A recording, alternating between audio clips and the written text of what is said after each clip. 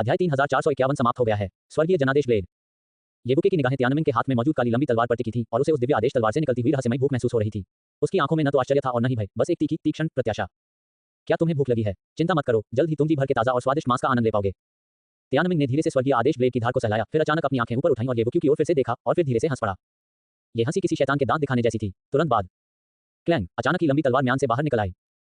पूरा आकाश मानो किसी बुरे सपने के छा जाने के बाद अचानक अंधेरा छा गया। आकाश और पृथ्वी के बीच कुछ भी स्पष्ट रूप से दिखाई नहीं दे रहा था। केवल एक ही ब्लेड वाली लाइट, घोर अंधेरी, तेज रोशनी वाली ब्लेड। अब ये चमकीली चांदी नहीं रही, ऐसा लग रहा था मानो यह नरक की गहराइयों से आया हो, अपने रास्ते में आने वाले सभी प्रकाश और गर्मी को निगलते हुए केवल अंतहीन अंधेरा और बर्फीली ठंड छोड़ गया हो। तलवार की धार शून्य में फैल गई, जिससे अनगिनत स्थानिक दरारें बन गईं। त्यानमिंग एक दानव देवता की तरह शून्य में विचरण करता हुआ अपने दाहिने हाथ से तलवार को थामे हुए सीधे येवुके के सिर पर निशाना साध रहा था। उग्र घोर अंधेरे ब्लेड की रोशनी के भीतर त्यानमिंग का चेहरा प्रकट और गायब होता रहा, जो बेहद भयावह था और स्वयं स्वर्गीय आदेश ब्लेड हिंसक रूप से गूंज रहा था, एक पागलपन भरी लालसा से भरा हुआ था। वह खून पीना चाहता था, यह मांस खाना चाहता था, वह जान से मारना चाहता था। स्वर्गीय आदेश तलवार धारण करने वाला त्यानमिंग ही सच्चा त्यानमिंग है। स्वर्गीय गोली मार्क्विस, आपने त्यानमिंग को अपनी स्वर्गीय आदेश तलवार निकालने के लिए मजबूर किया। यह आपकी कुशलता है, लेकिन यही आपका दुख भी है। हुआंग शिंगटिंग ने अंततः एक बार फिर खौफनाक मुस्कान बिखेरी। उसकी संकीर्ण आंखों में शून्य को चीरती हुई घोर काली तलवार की रोशनी प्रतिबिंबित हो रही थी, मानो उसने येवुके का सिर हवा में उड़ते हुए देख लिया हो।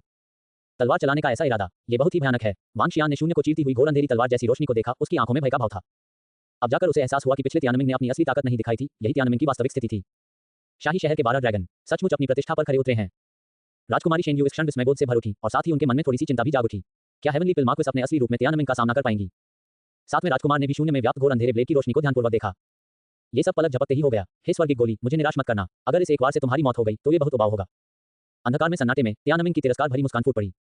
उसके ठीक सामने येवुके लंबा खड़ा था। वह मार्शल आर्ट के मंच पर खड़ा था, भावहीन होकर उमड़ती हुई गहरे काले रंग की तलवार की रोशनी को देख रहा था। उसके पूरे शरीर से एक रहस्यमय आभा निकल रही थी। महान और अजेय, महान और दुर्जय, उनका व्यवहार अत्यंत उत्कृष्ट था। और तब उसने अपना हाथ उठाया, उसने अपनी मुट्ठी भींच ली। उसका मुक्का किसी ढहते पहाड़ जैसा था। इस क्षण पहले धुंधला सा दिखने वाला आकाश अचानक एक अतुलनीय रूप से चमकदार सुनहरी रोशनी से जगमगा उठा, जिसका स्रोत येवुके द्वारा छोड़ा गया मुक्का था। गड़गड़ाहट व्यंग्य करते हुए त्यानमिंग को अचानक एक जबरदस्त अद्वितीय तूफान का अनुभव हुआ। उसने देखा कि येवुके की दाहिनी मुट्ठी से सफेद, पीली, लाल, हरी और काली रंग की 5 प्रकाश धाराएं निकलकर आकाश में फैल गईं, उसके ऊपर आकर एकत्रित हुईं और अंत में एक धधकती सुनहरी चमक में विलीन हो गईं। अगले ही क्षण एक भव्य विशालकाय सुनहरी प्राचीन आकृति प्रकट हुई, जिसने समस्त अंधकार को दूर कर दिया और धुंधले आकाश को पूरी तरह से रोशन कर दिया। प्राचीन आरेख के भीतर 5 सम्राट एक दूसरे को प्रतिबिंबित करते हुए शासन करते थे और एक अंतहीन प्राचीन, विशाल, महान और शाही आभा के साथ साथ असीम हिंसा भी फैल जाती थी। 8 विपत्तियां और 6 सामंजस्य सम्राट भगवान मुट्ठी के पर्वत और नदियां, शेजी सम्राट का आरेख। इस समय त्यानमिंग के तलवार के वार का सामना करते हुए येवुके ने ट्रू ड्रैगन फिस्ट का चुनाव नहीं किया, बल्कि इसके बजाय डिवाइन समनिंग कैनन से डेसोलेशंस और 6 हार्मनी एम्परर गॉड फिस्ट को मुक्त किया। पर्वत और नदियां, शेजी आरेख शून्य में फैलते हुए चारों दिशाओं में जोरदार सरसराहट के साथ आगे बढ़ा। येवुके की वर्तमान युद्ध शक्ति के साथ इसकी शक्ति कहीं अधिक शक्तिशाली थी। ये किस प्रकार की दैवीय क्षमता है? हे भगवान, कितना हिंसक है! अभूतपूर्व, मैंने इससे पहले कभी ऐसी शानदार और भव्य दिव्य क्षमता नहीं देखी। अल्पविराम, राजनगरी में शून्य में प्रकाश की एक परत से अलग होकर अनगिनत प्राणी सदमे से भरकर देख रहे थे। पर्वत और नदियां, शेजी सम्राट का आरेख वास्तव में अतुलनीय रूप से शानदार और भव्य था। चित्र और मुट्ठी आपस में मिल गए, असीम हिंसा, दरार।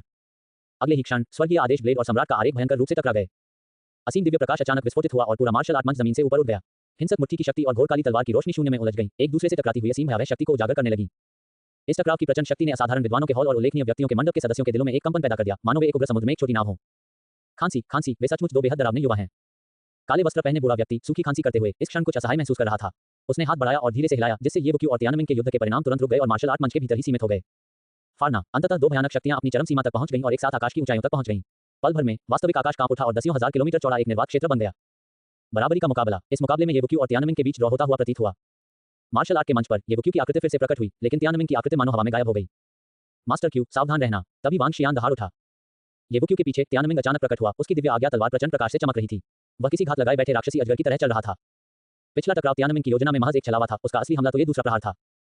मरना, राक्षसी नदी, 9 स्वर्ग लटके हुए। धीमी सी बड़बड़ाहट के साथ त्यानमिंग ने अपनी दिव्य आज्ञा तलवार को शून्य में घुमाया और एक अविश्वसनीय रूप से भयानक और लंबे समय से तैयार की गई तलवार की दिव्य क्षमता को उजागर किया। हम वूश, जैसे ही स्वर्गीय आदेश ब्लेड ने प्रहार किया, उसका घोर काला ब्लेड शरीर हवा में गायब हो गया और उसकी जगह एक विशाल उग्र राक्षसी नदी ने ले ली, मानो स्वर्ग के पार से प्रहार किया गया हो, अंतहीन और सर्वभक्षी, अपने रास्ते में आने वाली हर चीज को काटती हुई। ब्लेड एक राक्षसी नदी में परिवर्तित हो गया। अनंत तलवार की मंशा। अनंत राक्षसी नदी, बिना खून बहाए तलवार वापस नहीं लौटेगी। क्षमाहीनता के 9 प्रहारों का तीसरा प्रहार, राक्षसी नदी 9 स्वर्गों को लटकाए हुए है। हे, अब सब खत्म हो गया। हुआंग शिंगटिंग ने येवुके को देखा, जो मार्शल आर्ट प्लेटफॉर्म पर पल भर में राक्षसी नदी में समा गया था और उसके होठों के कोने पर एक हल्की सी मुस्कान दिखाई दी। वह त्यानमिंग को समझता था, इसीलिए उसे पता था कि तलवार का ये वार कितना भयानक था। इस हमले के चलते हेवनली पिल मार्क्विस निस्संदेह मर चुका था। अध्याय 3452 आकाश में बिखरा हुआ रक्त। हा, इस बार तो मार्क्विस त्यानदान पक्का मरेगा। ये तो भगवान त्यानमिंग की अजय कृपाण की दिव्य क्षमता है। ये तो बेहद भयानक है। हे, क्या बात है! लॉर्ड त्यानमिंग, जो राजमहल के स्वामी हैं और राजमहल के 12 ड्रैगनों में से एक हैं, उनकी सबसे शक्तिशाली दिव्य क्षमता 9 अक्षम्य वारों में निहित है। जिस वार ने मार्क्विस त्यानदान पर प्रहार किया, वह तीसरा वार था, आकाश में लटकती राक्षसी नदी। जैसे ही तलवार की शक्ति बढ़ती है, यह एक विशाल और शक्तिशाली बहती हुई राक्षसी नदी में बदल जाती है। तलवार की शक्ति अमर है, मारने की शक्ति अमर है और तलवार का प्रकाश भी अमर है। फुफकार, ये तो सिर्फ तीसरा वार है, क्या बाद वाले वार और भी भयानक नहीं होंगे?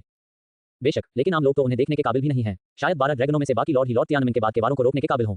मार्क्विस तियानदान, वो तो अभी बहुत दूर हैं। अल्पविराम। एक्सोटिक मास्टर्स हॉल में कुछ लोग उत्तेजित और निर्मम ढंग से चर्चा कर रहे थे, बार-बार उपहास उड़ा रहे थे। उनकी नजरों में मार्क्विस तियानदान निश्चित रूप से मर चुका था। मार्शल आर्ट्स अखाड़े के दूसरी ओर विलक्षण प्रतिभा वाले व्यक्ति का घर पूरी तरह से शांत था। आकाश में लटकती राक्षसी नदी, एक दानव जैसी तलवार, अत्यंत भयानक। 12 ड्रैगन, 12 ड्रैगन। राजकुमारी शेन्यू की खूबसूरत आंखें मार्शल आर्ट्स के अखाड़े को देख रही थीं, जो अंतहीन काली राक्षसी नदी की तलवारों की रोशनी में डूबा हुआ था और उनमें उदासी की गहरी भावना कौंध गई। मार्क्विस तियानदान, वह उसके बगल में खड़ी राजकुमारी किंग्या ने अपने पतले हाथ से अपने लाल होठों को ढक लिया और उसकी खूबसूरत आंखों में उदासी झलक रही थी। ग्रैंड मास्टर क्यू, वांग शियान का चेहरा पीला पड़ गया था, नसें फूल गई थीं और उसे बेहोशी सी महसूस हो रही थी। उसके दांत किटकिटा रहे थे और उसके दिल में उमड़ता दुख मानो फूटने ही वाला था। 9 सिर वाले चांदी के ईगल पर सवार 7वें राजकुमार का चेहरा इस समय भावहीन था, लेकिन उनकी चमकदार आंखें मार्शल आर्ट अखाड़े के दूसरी ओर स्थित सुनहरे रथ को घूर रही थीं और उनके भीतर एक अदम्य भयावह प्रकाश उमड़ रहा था। हे 7वें भाई, आपने आखिरकार आशा की एक किरण का इंतजार किया, लेकिन अब इस राजकुमार ने उसे एक बार फिर बुझा दिया है। आपके लिए वाकई बहुत मुश्किल है। स्वर्ण रथ के भीतर तीसरे राजकुमार की आंखों में इस समय हल्की सी मुस्कान झलक रही थी। वे अभी हुई हर बात से, विशेषकर 7वें राजकुमार के भाव को देखकर बहुत संतुष्ट प्रतीत हो रहे थे। महामहिम, निश्चिंत रहिए, तियानमिंग के यहाँ होने से हुआंग होंगजिन का आज अपमानित होना तय है। अब जब उन्होंने मार्क्विस तियानदान को खो दिया है, तो उनका विलक्षण प्रतिभाओं का महल एक बार फिर पतन की ओर अग्रसर होगा। हुआंग शिंगटिंग मुस्कुराया और उसकी संकीर्ण आंखों में सावधानीपूर्वक गणना की चमक एक बार फिर से उभर आई। इस समय, चाहे वह एक्सोटिक मास्टर्स हॉल हो या प्रोडिजी का मेंशन, ऐसा लग रहा था कि सभी ने ये निष्कर्ष निकाल लिया था कि मार्क्विस तियानदान पूरी तरह से मर चुका है। क्लैंग, आकाश के ऊपर कृपाण का मूर्त वापस आ गया और तियानमिंग ने धीरे से तियानमिंग कृपाण को म्यान में रख दिया। उसने अभी भी कृपाण की रोशनी में डूबे मार्शल आर्ट्स अखाड़े को एक क्रूर भाव से देखा, मानो वह इसे स्वाभाविक मान रहा हो। तुम्हें मारना महज एक ही बार के बराबर है। तियानमिंग ने क्रूरता से मुस्कुराते हुए संतुष्टि का अनुभव किया। आखिरकार एक असाधारण रसायनज्ञ की हत्या करना एक अभूतपूर्व अनुभव था, और वह भी ऐसे असाधारण रसायनज्ञ की जिसे अभी मार्क्विस की उपाधि से सम्मानित किया गया था। भनभनाहट। मार्शल आर्ट्स अखाड़े में फैली काली तलवार की रोशनी धीरे धीरे पूरी तरह से गायब हो गई। तियानमिंग ने अब देखा भी नहीं, इसके बजाय वह पहले ही मुड़कर उस जगह की ओर देख रहा था जहां विलक्षण प्रतिभा का महल स्थित था। उसकी निगाहों में तिरस्कारपूर्ण गाली और प्रभुत्व झलक रहा था और उसने उदासीनता से कहा, अगला नंबर नन्ही चींटी का। हालांकि इसी क्षण तियानमिंग को अचानक एहसास हुआ कि कुछ गड़बड़ है। उसने स्पष्ट रूप से देखा कि प्रोडिजी मेंशन के लोग, जो पहले आवारा कुत्तों के झुंड की तरह दिख रहे थे, जिनके चेहरे उदास और निराश थे, अब चौड़ी आंखों से घूर रहे थे और अविश्वास से उसके पीछे की दिशा में देख रहे थे। फिर उनके चेहरे पल भर में असीम आश्चर्य और उत्साह से भर गए। तियानमिंग की निगाहें तुरंत सिकुड़ गईं। ये हो सकता है।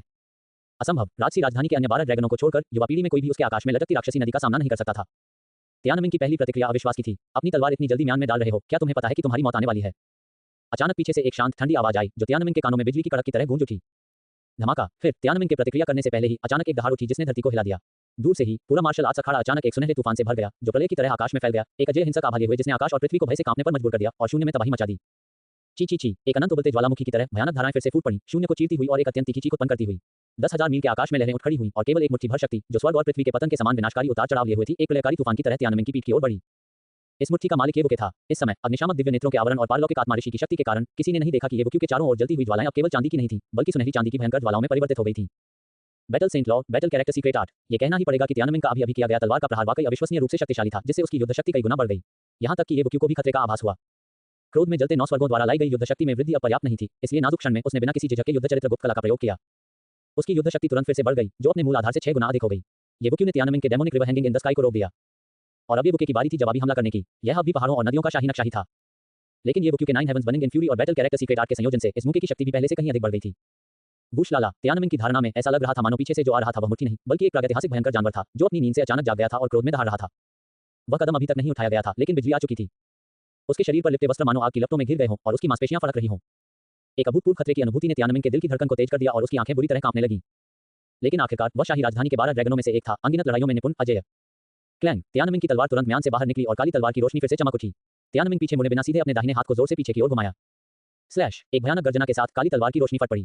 तियानमिंग तलवार से 2 रोशनी निकली, एक काली और एक सफेद, जो शून्य में यिन और यांग मछली की जोड़ी की तरह पूर्ण सामंजस्य में चक्कर लगा रही थी। 9 अक्षम्य वारों में से छठा वार, यिन यांग को फंसाने वाला शून्य वार। ये प्रहार यिन और यांग की एकता पर बल देता है, जो पूर्णतया मिश्रित है, और इसमें एक विशाल आकर्षण शक्ति भी है जो प्रतिद्वंद्वी के हमलों को यिन और यांग की शक्ति से ही नष्ट कर सकती है। यह आक्रमण और रक्षा का एक अनूठा संयोजन था, जो अचानक होने वाले गुप्त हमलों से निपटने के लिए सबसे उपयुक्त था। टकराना। अगले ही पल धातु के टकराने जैसी गर्जना गूंजी और शून्य तुरंत कांप उठा। स्तब्धता में मुंह के और तलवार टकराए और स्पष्ट अंतरिक्षीय दरारें फिर से दिखाई देने लगी। आकाश स्वयं मुड़ने लगा और उबलते पानी की तरह हवा की अंतहीन लहरें चारों दिशाओं में उमड़ पड़ी, धूल उड़ने लगी, दिव्य प्रकाश विशाल हो उठा। येवुके की ओर पीट करके खड़े तियानमिंग की आंखों में अब एक अभिमानी मुस्कान दिखाई दे रही थी। मेरा ये न्यान ट्रैपिंग वर्ड स्लैश विशेष रूप से अचानक होने वाले गुप्त हमलों का मुकाबला करने के लिए है। मार्क्विस तियानदान, क्या आपको लगता है कि आपका मुक्का मुझ पर घात लगाकर हमला कर सकता है? आप बहुत भोले और मूर्ख हैं। नामुमकिन। हालांकि तियानमिंग की आंखों में दिख रही आत्मसंतुष्ट मुस्कान पल भर में अविश्वसनीय सदमे और गुस्से के भाव में बदल गई। छी। एक फूटते बुलबुले की तरह तियानमिंग के गौरवशाली ये न्यान ट्रैपिंग वर्ड स्लैश द्वारा निर्मित काले और सफेद यिन और यांग कृपाण प्रकाश को इस क्षण एक असीम रूप से भयानक शक्ति द्वारा बेरहमी से चकनाचूर कर दिया गया। हिंसा, हिंसा जिसने सब कुछ तबाह कर दिया। शाही आभा का विस्फोट हुआ। बिल्कुल भी दिखावटी नहीं। चाहे यिन और यांग की तलवार जैसी रोशनी हो, चाहे कितनी भी शक्तिशाली आकर्षण शक्ति हो, सब कुछ चकनाचूर हो गया। यह इतना सरल और क्रूर था। सुनहरी प्रज्वलित चमक से भरी दाहिनी मुट्ठी यिन और यांग तलवार की रोशनी को भेदती हुई येवुके के भावहीन कठोर चेहरे पर जा टकराई। सभी के अचंभित, अविश्वासपूर्ण और भयभीत निगाहों के बीच उसने तियानमिंग की पीठ पर जोरदार प्रहार किया। दरार, आकाश से धरती पर बिजली गिरने जैसी एक भयानक गर्जना गूंजी। तियानमिंग ने दबी हुई कराह निकाली और उसका पूरा शरीर उल्कापिंड की तरह क्षैतिज रूप से उड़ गया। उसके चेहरे के भाव थोड़े विकृत हो गए। फिर उसका मुंह चौड़ा खुल गया और मुंह भर ताजा खून बाहर निकला, जिससे आकाश खून से सन गया। अध्याय 3453 येवुके। आकाश और पृथ्वी के बीच जैसे ही तियानमिंग येवुके के एक हिंसक, भयानक और बेहद उग्र मुंह से खून थूकते हुए हवा में उड़ गया, वातावरण पल भर में सन्नाटे में डूब गया। ये सब बहुत जल्दी हो गया। एक्जोटिक हॉल में मौजूद सभी लोगों के चेहरों पर अब भी क्रूर, मुस्कुराती हुई भाव भंगिमाएं थीं, जो अब पूरी तरह से जम चुकी थीं। हुआंग शिंगटिंग का चेहरा ऐसा लग रहा था मानो उसने दिन दहाड़े भूत देख लिया हो। उसका दिमाग लगातार गड़गड़ा रहा था। स्वर्ण रथ के अंदर तीसरे राजकुमार अचानक खड़े हो गए। उनकी आंखों में अकल्पनीय सदमा, क्रोध और अविश्वास झलक रहा था। ये कैसे हो सकता है? आखिर यह हेवनली पिलमाक्विस कौन है? उसने न केवल तियानमिंग की तलवार को सीधे ही क्यों रोका, बल्कि इतनी भयानक शक्ति का प्रयोग करके एक ही मुक्के से तियानमिंग को हवा में क्यों उड़ा दिया? वह किस तरह का राक्षस है? एक्जोटिक हॉल की सन्नाटे भरी खामोशी के विपरीत हाउस ऑफ एक्सेंट्रिक्स में एक बार फिर से खुशी की लहर दौड़ गई। Master Q Ajay. इस समय वांग शियान का चेहरा बेहद भावपूर्ण था, आधा पीला और आधा लाल। उसके सामने हो रहे उतार चढ़ाव इतने तीव्र थे कि उसकी आंतरिक चोटें भी प्रभावित हो गईं। अरे बाप रे! राजकुमारी यूनई की प्यारी आंखें चौड़ी और गोल हो गईं। ये बुक्यू की वीर मुद्रा, जिसमें उन्होंने एक ही मुक्के से तियानमिंग को उड़ा दिया था, उनके मन में इस तरह अंकित हो गई थी मानो कोई देवता स्वर्ग से उतरा हो, जिससे उनकी आत्मा में उबाल आ गया था। राजकुमारी शेन्यू भी सदमे से भर उठी, उनकी खूबसूरत आंखें चौड़ी हो गईं। 9 सिर वाले चांदी के ईगल पर सवार 7वें राजकुमार भी इस क्षण अचानक खड़े हो गए। उनके दिल में उमड़ रही उत्तेजना और बेचैनी को शब्दों में बयां करना असंभव था, इसलिए वे केवल जोर से चिल्ला सके। अच्छा, बहुत ही रोमांचक। ये सचमुच बहुत रोमांचक था। तियानमिंग की तलवार से मानो मौत के घाट उतारे जाने से लेकर तुरंत पलटवार करते हुए एक ही मुक्के से तियानमिंग को हवा में उड़ा देने तक ये सब कुछ पलक झपकते ही हुआ और स्थिति पूरी तरह से पलट गई। फाड़ना। तियानमिंग की तलवार हवा में सीधी अटक गई, जिससे एक तीव्र धारा उत्पन्न हुई। कई 100 फीट उड़ने के बाद तियानमिंग ने अंततः अपने शरीर को स्थिर किया। इस समय उसके बाल बिखरे हुए थे, उसके मुंह के कोने से खून बह रहा था और उसका पहले वाला अभिमानी रवैया गायब हो चुका था, बल्कि वह काफी अस्त-व्यस्त दिख रहा था। लेकिन जैसे ही वह धीरे-धीरे खड़ा हुआ, एक भयानक आभा, एक उग्र राक्षस की तरह तियानमिंग के शरीर से तुरंत लहरों और ज्वार की तरह फूट पड़ी। पल भर में विस्फोट हो गया और आकाश और पृथ्वी को निगल गया। पीछे मुड़कर देखने पर तियानमिंग की आंखों में कोई भाव नहीं था। उसने ये बुक्यू को घूरा और उसकी आंखों में राक्षसी चमक कौंधी और उबल उठी। तुमने तो मुझे सच में घायल कर दिया, तुम मरने के लायक हो। तियानमिंग ने धीमी आवाज में दहाड़ मारी, मानो कोई शैतान दहाड़ रहा हो। इस क्षण अंततः सभी ने तियानमिंग की पीठ के टूटे हुए हिस्से से एक हल्की चांदी जैसी चमक निकलती देखी, जो स्पष्ट रूप से एक खजाने के कवच का प्रकाश था। तियानमिंग ने अंदर एक अनमोल कवच पहन रखा था। इसी अनमोल कवच की वजह से ये बुक्यू के मुंह से वह केवल थोड़ा सा हिल गया और उसके मुंह से खून निकला, क्योंकि कवच ने उस भयानक शक्ति का लगभग 7/8वां हिस्सा रोक दिया था। इसमें कोई हैरानी की बात नहीं कि तुम्हें अभी भी बोलने की ताकत है, इसीलिए तो तुमने कछुए का कवच पहन रखा है। विपरीत दिशा में स्थित शून्य में ये बुके लंबा और सीधा खड़ा था, मानो इस बात को समझ गया हो, और उसने धीमी आवाज में खामोश तीक्ष्णता और प्रभुत्व के साथ बात की। तियानमिंग की आंखें खंजर की तरह थीं और उसकी हत्या करने की मंशा ज्वार की तरह थी। उसके शरीर के भीतर की मौलिक ऊर्जा मानो अनंत हो, पल भर में उमड़ पड़ी, शून्य में फैल गई और फिर तुरंत एक शक्तिशाली, तीक्ष्ण और अद्वितीय कृपाण जैसी ऊर्जा में परिवर्तित हो गई। इस समय तियानमिंग की ये बुक्यू के प्रति निगाह में जरा भी कमतर आंकने का भाव नहीं था। उसके भीतर उमड़ती हुई हत्या की मंशा के साथ-साथ गंभीरता का भाव भी था। पिछली मुठभेड़ के माध्यम से तियानमिंग पहले ही जान चुका था कि यह स्वर्गीय गोली मार्क्विस न केवल एक उस्ताद था, बल्कि एक महान उस्ताद था जो सीधे उसके बराबर था। इससे तियानमिंग को ऐसा महसूस हुआ मानो वह राजधानी के 12 ड्रैगनों में से अन्य ड्रैगनों का सामना कर रहा हो। लेकिन ठीक इसी वजह से तियानमिंग के दिल में हत्या का इरादा और भी उग्र रूप से उबलने लगा। क्लैंग। मानो अपने स्वामी के हृदय में व्याप्त हत्या के इरादे और क्रोध को भांपते हुए तियानमिंग की तलवार इस क्षण थोड़ी कांप उठी और उसके काले ब्लेड से एक हल्की खूनी आभा निकली। उसी समय पूरी दुनिया एक असीम रूप से भयानक, रक्तरंजित द्वेष से घिर गई। चाहे वो एक्सोटिक हॉल के लोग हों या हाउस ऑफ एक्सेंट्रिक्स के, अचानक उनके पूरे शरीर में ठंडक दौड़ गई और उनकी आत्मा कांप उठी, मानो उनके रोंगटे खड़े हो गए हों। तियानमिंग क्रोधित हो गया। हेवनली पिलमार्क्विस ने उसे घायल कर दिया था और इसके बाद जो होगा वह निस्संदेह जीवन और मृत्यु का एक सच्चा संघर्ष होगा। शून्य में वातावरण पूरी तरह से जमा हुआ था। ये बुक्यू और तियानमिंग दोनों एक दूसरे के सामने कुछ दूरी पर खड़े थे। हालांकि ठीक उसी समय जब युद्ध छिड़ने ही वाला था, भनभनाहट, भ्रम और धुंधलेपन से भरी एक तेज रोशनी अचानक तीसरे राजकुमार के सुनहरे रथ से निकली, पल भर में आकाश में ऊपर उठी, शून्य में पहुंची और टिमटिमा उठी। ये हथेली के आकार का एक अनमोल दर्पण था। इस अचानक घटित दृश्य ने तुरंत ही सबका ध्यान आकर्षित कर लिया। यह स्काई पेट्रोल मिरर का एक सब मिरर है। क्या हो रहा है? ये यहाँ कैसे प्रकट हुआ? 7वें राजकुमार ने वस्तु के स्रोत को तुरंत पहचान लिया। हुआंग ज़ेकुन स्काई पेट्रोल मिरर का एक छोटा दर्पण लाया है। इस वस्तु का उपयोग लोगों और वस्तुओं की खोज के लिए किया जाता है। वह वास्तव में क्या करना चाहता है? इस समय राजकुमारी शेन्यू भी पूरी तरह से असमंजस में थी, और ये बुक्यू ने भी इसी क्षण उड़ते हुए स्काई पेट्रोल मिरर के उपदर्पण पर नजर डाली। उसी समय उसे ऐसा लगा मानो स्काई पेट्रोल मिरर का उपदर्पण उस पर ही केंद्रित हो गया हो। महामहिम, क्या हुआ? हुआंग शिंगटिंग ने भी थोड़ा भौहें चढ़ाईं और जल्दी से तीसरे राजकुमार से पूछा। स्वर्ण रथ के अंदर खड़े तीसरे राजकुमार की आंखों में भी थोड़ी उलझन झलक रही थी और उन्होंने कहा, मुझे नहीं पता। इस राजकुमार ने कोई हरकत नहीं की, यह अपने आप उड़ गया। अचानक तीसरे राजकुमार की आवाज रुक गई। रथ के बाहर खड़े हुआंग शिंगटिंग की आंखों की पुतलियां भी इस समय थोड़ी सिकुड़ गईं।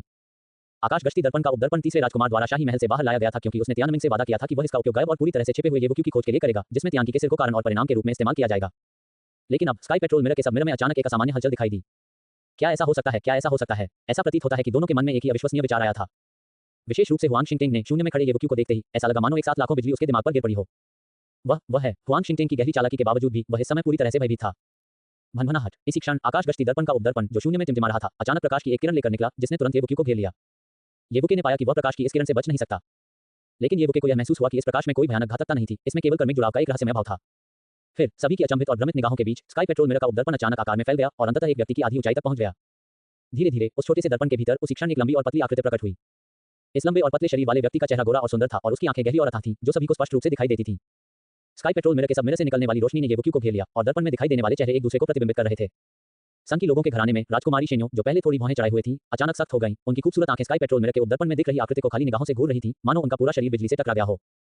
शून्य में इस दृश्य को देखकर तियानमिंग पहले तो स्तब्ध रह गया, फिर जैसे उसे कुछ समझ आ गया हो, उसका पूरा शरीर अचानक थोड़ा कांप उठा। उसकी आंखें पल भर में खून की तरह लाल हो गईं, मानो कोई जानवर अपने शिकार को चुन रहा हो। वह येवुक्यू को घूर रहा था, उसका पूरा शरीर पागल सा लग रहा था और अचानक वह एक तीखी, बेकाबू हंसी हंस पड़ा। हा, आप, तो यह आप है। इसमें कोई हैरानी की बात नहीं कि पूरी राजधानी छान मारने के बाद भी मैं तुम्हें नहीं ढूंढ पाया। तो तुमने असल में क्यूए का वेश धारण किया और यहाँ तक कि हेवनली पिलमार्क्विस भी बन गए। क्या शानदार बचाव था, क्या गजब का बदलाव था। मैंने तुम्हें ढूंढ लिया, आखिरकार मैंने तुम्हें ढूंढ ही लिया, येवुके। जैसे ही तियानमिन के मुंह से आखिरी 3 शब्द येवुके निकले, वह पागलों की तरह हो गया। न केवल उसकी आंखें खून की तरह लाल हो गईं, बल्कि उसका पूरा शरीर भी अतुलनीय रूप से चमकदार सुनहरी लौ से दहक उठा। तियानमिन का क्रोध चरम पर था, उसकी हत्या की मंशा असीमित थी, वह खुद पर बिल्कुल भी नियंत्रण नहीं रख पा रहा था। उसने तुरंत सुनहरी दिव्य अग्नि प्रज्वलित कर अपनी पूरी युद्ध शक्ति का प्रदर्शन किया। मुझे तुम्हारी जिंदगी चाहिए। तियानमिन के बाल बेतहाशा लहरा रहे थे और उसने आकाश की ओर एक तीखी, लंबी चीख निकाली। अध्याय 3454 गंभीर। बूम! वह चमकीली चांदी जैसी दिव्य ज्वाला हजारों चांदी के सूर्यों के एक साथ विस्फोट होने जैसी थी, जो पूरे ब्रह्मांड में फैल गई, 9 स्वर्गों और 10 पृथ्वी को अपने आगोश में ले लिया। तियानमिन के शरीर से असीम रूप से भयानक उच्च तापमान चारों दिशाओं में फैल गया, जिससे ऐसा प्रतीत हुआ मानो स्वर्ग के राजा का पूरा सिंहासन आग के सागर में डूब गया हो। फुफकारो, चांदी के मानव भगवान। भगवान तियानमिन ने वास्तव में रजत मानव देवता स्तर को पार कर लिया है। हे भगवान, जब लॉर्ड तियानमिन कांस्य मानव देवता के चरम पर थे, तब वे कुछ ही बार में एक स्वर्ण मानव देवता को मार गिरा सकते थे। अब जब उसने सिल्वर डिवाइन फ्लेम को प्रज्वलित कर अपनी पूरी युद्ध शक्ति को उजागर कर दिया है, त्यान हो नहीं, येवुक्यू का अंत निश्चित है। भगवान तियानमिन क्रोध और असीम हत्या के इरादे से भरे हुए हैं। येवुक्यू निश्चित रूप से मरेगा। अनोखी सभा के सदस्य उत्साह से कांप रहे थे। इस समय तियानमिन के शरीर से निकलने वाले कंपन ने उनकी आत्माओं को कंपा दिया, मानो वे समर्पण में घुटने टेकना चाहते हों, लेकिन उससे भी बढ़कर यह एक प्रकार का उत्साह और प्रत्याशा थी। जब तियानमिन अपनी शक्ति का पूरा इस्तेमाल करेगा, तो वह निश्चित रूप से अजय हो जाएगा। वह सचमुच येवुके है। हुआंग शिंगटिंग की संकीर्ण आंखों में इस समय एक अत्यंत हिंसक उतार चढ़ाव उमड़ रहा था। उसका दिमाग अभी भी कंपा रहा था और पहली बार तो उसने अपने विचारों पर से भी नियंत्रण खो दिया था। चाहे उसकी योजनाएं कितनी भी गहरी हो या उसका दिमाग कितना भी धूर्त हो, वह अपने सामने की वास्तविकता को देखकर पूरी तरह से स्तब्ध रह गया। तियान दान हो क्यों वास्तव में भेष में येवुके था। ऐसा कैसे हो सकता है? ये तो बिल्कुल अकल्पनीय था। इस समय हुआंग शिंगटिंग के दिमाग में येवुक्यू के दो मुखों से तियान क्यूई को पीट कर मार डालने का दृश्य स्पष्ट रूप से फिर से उभर आया। वह भी अपने सामने शून्य में मौजूद औसत दिखने वाले सांवले रंग के व्यक्ति को स्काई पेट्रोलिंग मिरर की सब स्क्रीन में येवुके के चेहरे से नहीं जोड़ पा रहा था। लेकिन ये सबसे महत्वपूर्ण बात नहीं थी। सबसे महत्वपूर्ण बात यह थी कि येवुक्यू ने न केवल खुद को इतनी गहराई से छिपाया, अपना रूप बदला, बल्कि वह एक असाधारण कीमियागर भी बन गया। एक असाधारण कीमियागर होना एक अलग बात थी, किसी विलक्षण प्रतिभा वाले व्यक्ति का होना कोई अनसुनी बात नहीं थी।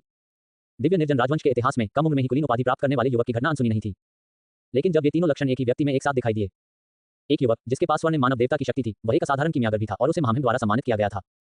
यह कितना भयानक था, वह कितना बड़ा खतरा था। पल भर में हुआंग शिंगटिंग के दिल में अचानक एक हल्की सी ठंडक सी दौड़ गई। अपने अहंकार के बावजूद इस समय उसे येवुक्यू के तरीकों और चालाकी के प्रति एक अभूतपूर्व भय का अनुभव हो रहा था। उसे मरना ही होगा। सुनहरे युद्ध रथ के अंदर तीसरे राजकुमार की आवाज धीरे धीरे सुनाई दी, जिसमें एक नीची और स्पष्ट रूप से हत्या करने की मंशा थी। स्पष्टतः तीसरे राजकुमार को भी पता था कि येवुके कितना बड़ा खतरा था। ऐसे शत्रु का जिसमें क्षमता और धूर्तता दोनों हो, एनोमलेस बयूरों में शामिल होना किसी बुरे सपने से कम नहीं था। अगर उसकी मृत्यु नहीं हुई, तो हुआंग ज़ेकुन को चैन कैसे मिल सकता था? महामहिम निश्चिंत रहें, तियानमिंग उसे हमसे भी ज्यादा मरा हुआ देखना चाहता है। अब जबकि तियानमिंग ने बिना किसी संकोच के अपनी दिव्य ज्वाला प्रज्वलित कर दी है, येवुक्यू की मृत्यु निश्चित है।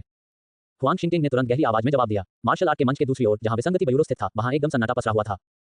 अनोमलेस बयूरो के सदस्य एक दूसरे को देखने लगे। उन्हें अभी भी समझ नहीं आ रहा था कि उनकी नजरों में अजय ग्रैंडमास्टर क्यों अचानक येवुक्यू नाम के एक अन्य व्यक्ति में कैसे बदल गए, क्योंकि उन्हें अतीत में हुई सभी घटनाओं की जानकारी नहीं थी। लेकिन कुछ लोग समझ गए। क्यों येवुके, तो बस इतना ही। राजकुमारी शेन्यू शून्य में येवुक्यू को निश्चिंत होकर देखती रही और खुद से कुछ बुदबुदाती रही। इसी क्षण उसे अंततः क्यों ये नाम का सही अर्थ समझ में आया। उसे आखिरकार यह भी समझ आ गया कि येवुक्यू द्वारा पहली बार पहल करने पर उसे एक अजीब सी परिचितता का एहसास क्यों हुआ था। युवा मास्टर ये न केवल साधना में विलक्षण प्रतिभा के धनी हैं, बल्कि एक असाधारण रसायनज्ञ भी हैं और उन्हें पिता सम्राट द्वारा सम्मानित किया गया है। लेकिन जब उन्हें इस बात का एहसास हुआ, तो उसके बाद जो हुआ वह और भी बड़ा सदमा और अविश्वास था। येवुके के महल छोड़ने के बाद से अब तक कितना समय बीत चुका है। महज कुछ ही महीनों में येवुक्यू ने एक अलग पहचान के तहत राजधानी में इतना सनसनीखेज नाम कमा लिया था और ऐसे सम्मान हासिल कर लिए थे, जिनकी अनगिनत लोग अपने पूरे जीवन भर केवल प्रशंसा ही कर सकते थे। युवा मास्टर ये ने मुझे अस्वीकार कर दिया, लेकिन साथ में भाई के विसंगति बयूरो में शामिल होना चुना। राजकुमारी शेन्यू की खूबसूरत आंखों में उदासी और नाराजगी की एक झलक दिखाई दी। इस अंतहीन सदमे के साथ साथ उस क्षण एक जटिल और अवर्णनीय भावना भी उमड़ आई, जिसने उसे वहां चेत अवस्था में खड़ा कर दिया, मानो उस पर पत्थर बना देने वाला जादू कर दिया गया हो। तियान दान हो, क्या वो झूठा है? ये इस समय राजकुमारी यूनाई ने अपने लाल होठों को अपने हाथों से कसकर ढक लिया। उसकी बड़ी बड़ी आंखें चौड़ी हो गईं और उसका छोटा सा सिर एक अवर्णनीय सदमे से भर गया। राजकुमारी यूनाई को क्यों की शख्सियत के प्रति अपार प्रशंसा थी और वह उन्हें अपने दिल में एक आदर्श मानती थी। जहां तक येवुके की बात है, कुछ व्यक्तिगत पूर्वाग्रहों के कारण वह हमेशा उसे झूठा मानती थी और उसे बेहद नफरत करती थी। लेकिन अब क्यों वास्तव में येवुके था। राजकुमारी यूनाई पर इसका प्रभाव बहुत अधिक था। उसके बगल में खड़ी राजकुमारी किंग्या के सुंदर चेहरे पर भी स्तब्धता का भाव था। उसकी खूबसूरत आंखें सदमे से भरी हुई थी और वह भी इस क्षण समान रूप से बहुत प्रभावित हुई थी। येवुके, ग्रैंडमास्टर क्यों येवुके है। नौ सिर वाले चांदी के बाज को देखकर साथ में राजकुमार का हृदय भी इस क्षण कांप उठा। उन्होंने एक बार राजकुमारी शेन्यू को येवुक्यू का जिक्र करते हुए सुना था और उस समय उन्होंने राजकुमारी शेन्यू को येवुक्यू को ढूंढने में मदद करने का वादा किया था। और तब से वह वास्तव में खोज रहा था, लेकिन उसे कोई परिणाम नहीं मिला था। लेकिन अब क्यों वास्तव में येवुके था। साथ में राजकुमार को भी इस पर विश्वास नहीं हुआ। भनभनाहट, शून्य में आकाश गश्ती दर्पण की उपस्क्रीन के प्रकाश के पर्दे ने येवुके को घेर लिया। क्यों के सांवले चेहरे पर इस क्षण बेबसी का एक हल्का सा भाव प्रकट हुआ। क्या मेरी पहचान हो गई है? आकाश गश्ती दर्पण। येवुके ने धीरे से अपना सिर हिलाया। शुरू में तो वह अंत तक क्यों की पहचान बनाए रखना चाहता था, लेकिन अब इस रहस्यमय आकाश गश्ती दर्पण ने उसकी पहचान उजागर कर दी है। हालांकि येवुके को इसकी परवाह नहीं थी, चूंकि ऐसा ही है। क्रैक क्रैक, येवुक्यू के शरीर से अचानक सेम फूटने जैसी आवाज आई और फिर सभी की चौंकी हुई निगाहों के सामने उसका कद अचानक बढ़ गया। उसके कंधे चौड़े हो गए और उसके काले चेहरे पर लहरें फैलती हुई प्रतीत हुई। कुछ ही सांसों के बाद स्काई पेट्रोलिंग मिरर की सब स्क्रीन में दिखाई देने वाली आकृति से बिल्कुल मिलती जुलती एक आकृति सभी की आंखों के सामने प्रकट हुई। अध्याय 3455 खुला स्वर्ग। एक लंबी और पतली काया, एक सुंदर और आकर्षक चेहरा, चमकीली और गहरी आंखें। एक रहस्यमय और मनमोहक आभा। इस समय येबुक्यू ने 1000 मायावी चेहरे चुराने की तकनीक द्वारा बनाए गए भेस को त्याग दिया था और अपने असली रूप में लौट आया था। हम फिर भी खुद जैसा रहना ज्यादा आरामदायक है। येबुके के चेहरे पर संतोष का भाव दिखाई दिया। इस समय वह अब क्यू एक नहीं बल्कि येबुके था। न केवल उसका रूप वापस आ गया था, बल्कि उसका पूरा व्यवहार भी तरोताजा हो गया था। वह सचमुच एक अलग व्यक्ति में बदल गया था, अपने मूल स्वरूप में लौट आया था। तो आखिरकार तुम अपने असली रूप में लौट आए हो। तुम्हें इस तरह मारकर ही मैं तियानकी का सच्चा बदला ले सकता हूँ। सामने के शून्य में चांदी की दिव्य ज्वाला से घिरे तियानमिंग ने अंततः एक दानव देवता की फुसफुसाहट की तरह फिर से बोलना शुरू किया। उसकी रक्तलाल आंखें येबुक्यू को घूर रही थीं और उसके पूरे शरीर से निकलने वाली कंपन अपने चरम पर पहुंच गई थी। उसने तुरंत हमला न करने का कारण यह था कि तियानमिंग येबुक्यू के अपने असली रूप में लौटने का इंतजार करना चाहता था। हालांकि तियानमिंग की बातें सुनकर येबुके की चमकदार आंखों में एक हल्की सी बेबसी झलक उठी जब उसने उसकी ओर देखा। आपको इसे उजागर करने की क्या जरूरत थी? क्या आपको पता है, शुरुआत में क्यू ए के रूप में मुझे कोई भी कदम उठाने से पहले सतर्क रहने की जरूरत थी, लेकिन अब परेशान क्यों होना? येबुके ने अपना सिर हिलाया और धीरे से आह भरी। उनके स्वर में भी थोड़ी सी लाचारी झलक रही थी।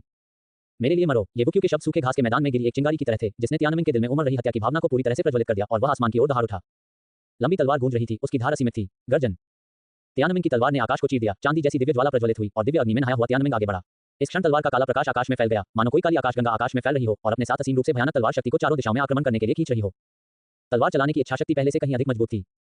उनकी युद्ध क्षमता का तो जिक्र ही क्या, जो अब एक अकल्पनीय स्तर पर पहुंच चुकी थी। उसने अपनी तलवार को क्षैतिज रूप से अपने सामने रखा। उसका पूरा शरीर तलवार की शक्ति से ओतप्रोत था। अपने दाहिने हाथ से एक वार करते हुए तियानमिंग की तलवार तुरंत येबुक्यू की ओर बढ़ी। इस हड़ताल के साथ अचानक सबको ऐसा लगा जैसे उनकी सांसें रुक गई हों, उनकी आत्माएं रहस्यमय तरीके से जम गई हों और उनके सामने सब कुछ गायब हो गया हो। उन्हें बस एक लंबी काली तलवार दिखाई दे रही थी, मानो किसी दानव देवता की हो। निर्ममता के 9 वारों में से 7वां वार आत्मा का नाश। निर्दयता के 9 वार, हर वार पिछले वार से ज्यादा शक्तिशाली, हर वार पिछले वार से ज्यादा भयानक। और उनमें से अंतिम 3 वार, यहां तक कि स्वयं तियानमिंग भी दिव्य अग्नि को प्रज्वलित करने और अपनी पूरी युद्ध शक्ति को उजागर करने के बाद ही कर सका। आत्मा का विनाश, 9 श्लेष में से 7वां श्लेष। ये वार किसी देवता या शैतान की तरह था, मायावी और धुंधला, फिर भी अविश्वसनीय रूप से भयानक।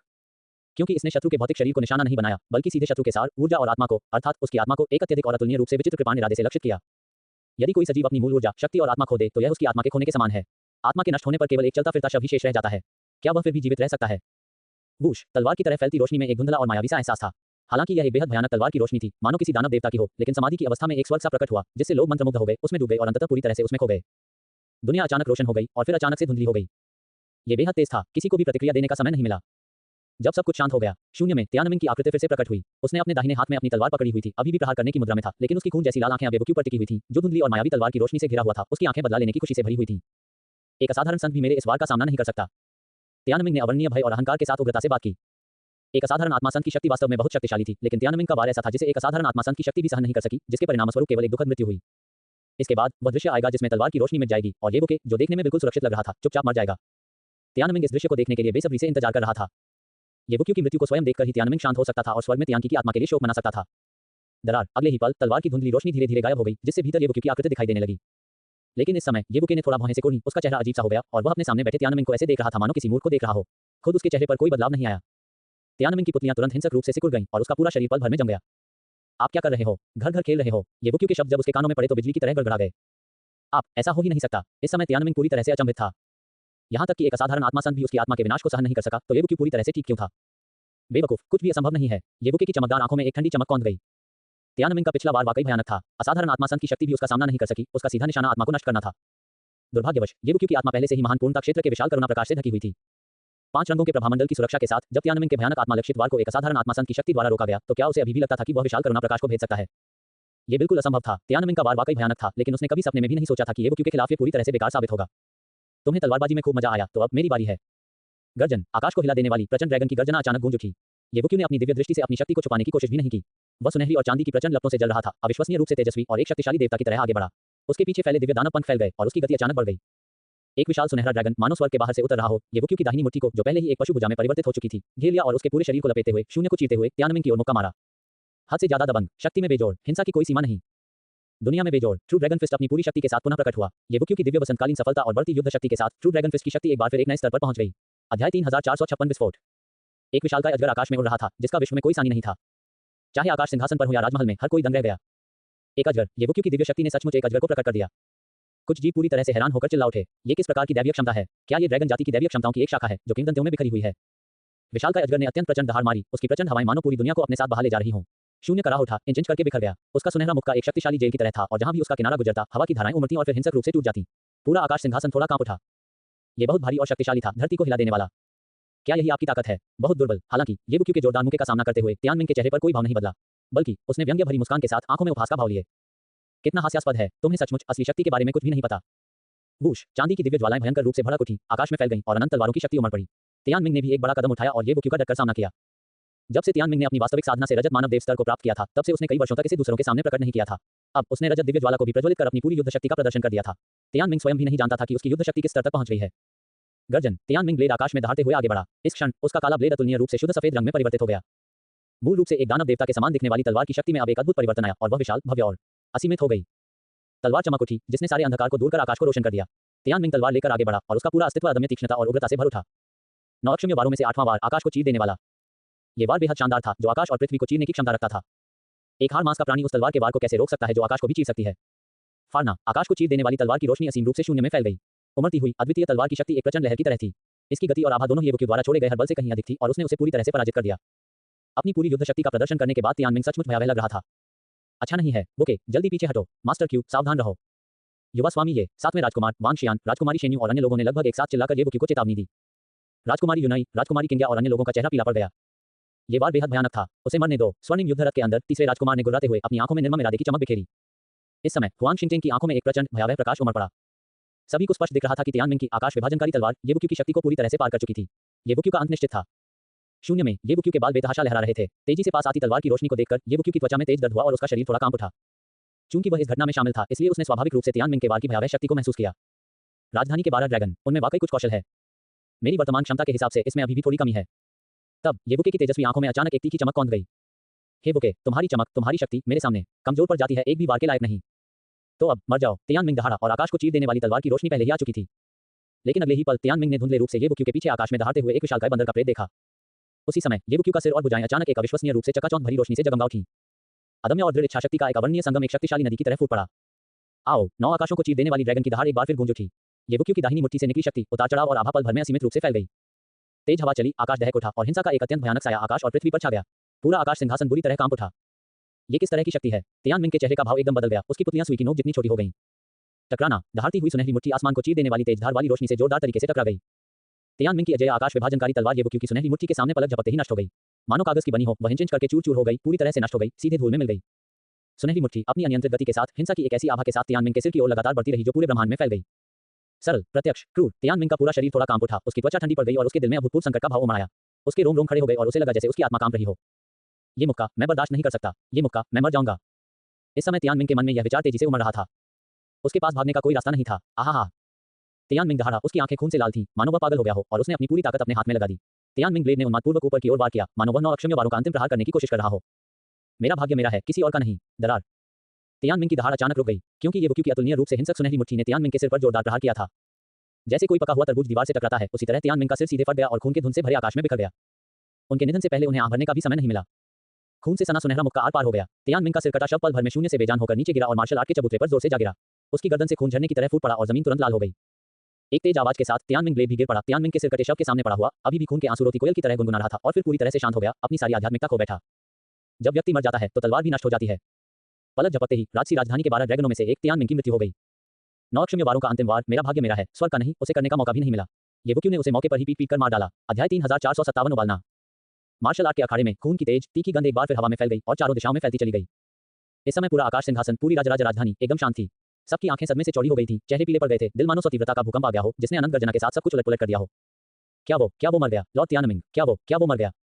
एक्सोटिक स्कॉलर्स हॉल का एक सदस्य बुरी तरह कांप उठा। उसकी आवाज अनियंत्रित रूप से लड़खड़ा रही थी, जो अंतहीन भय और अविश्वास से भरी हुई थी।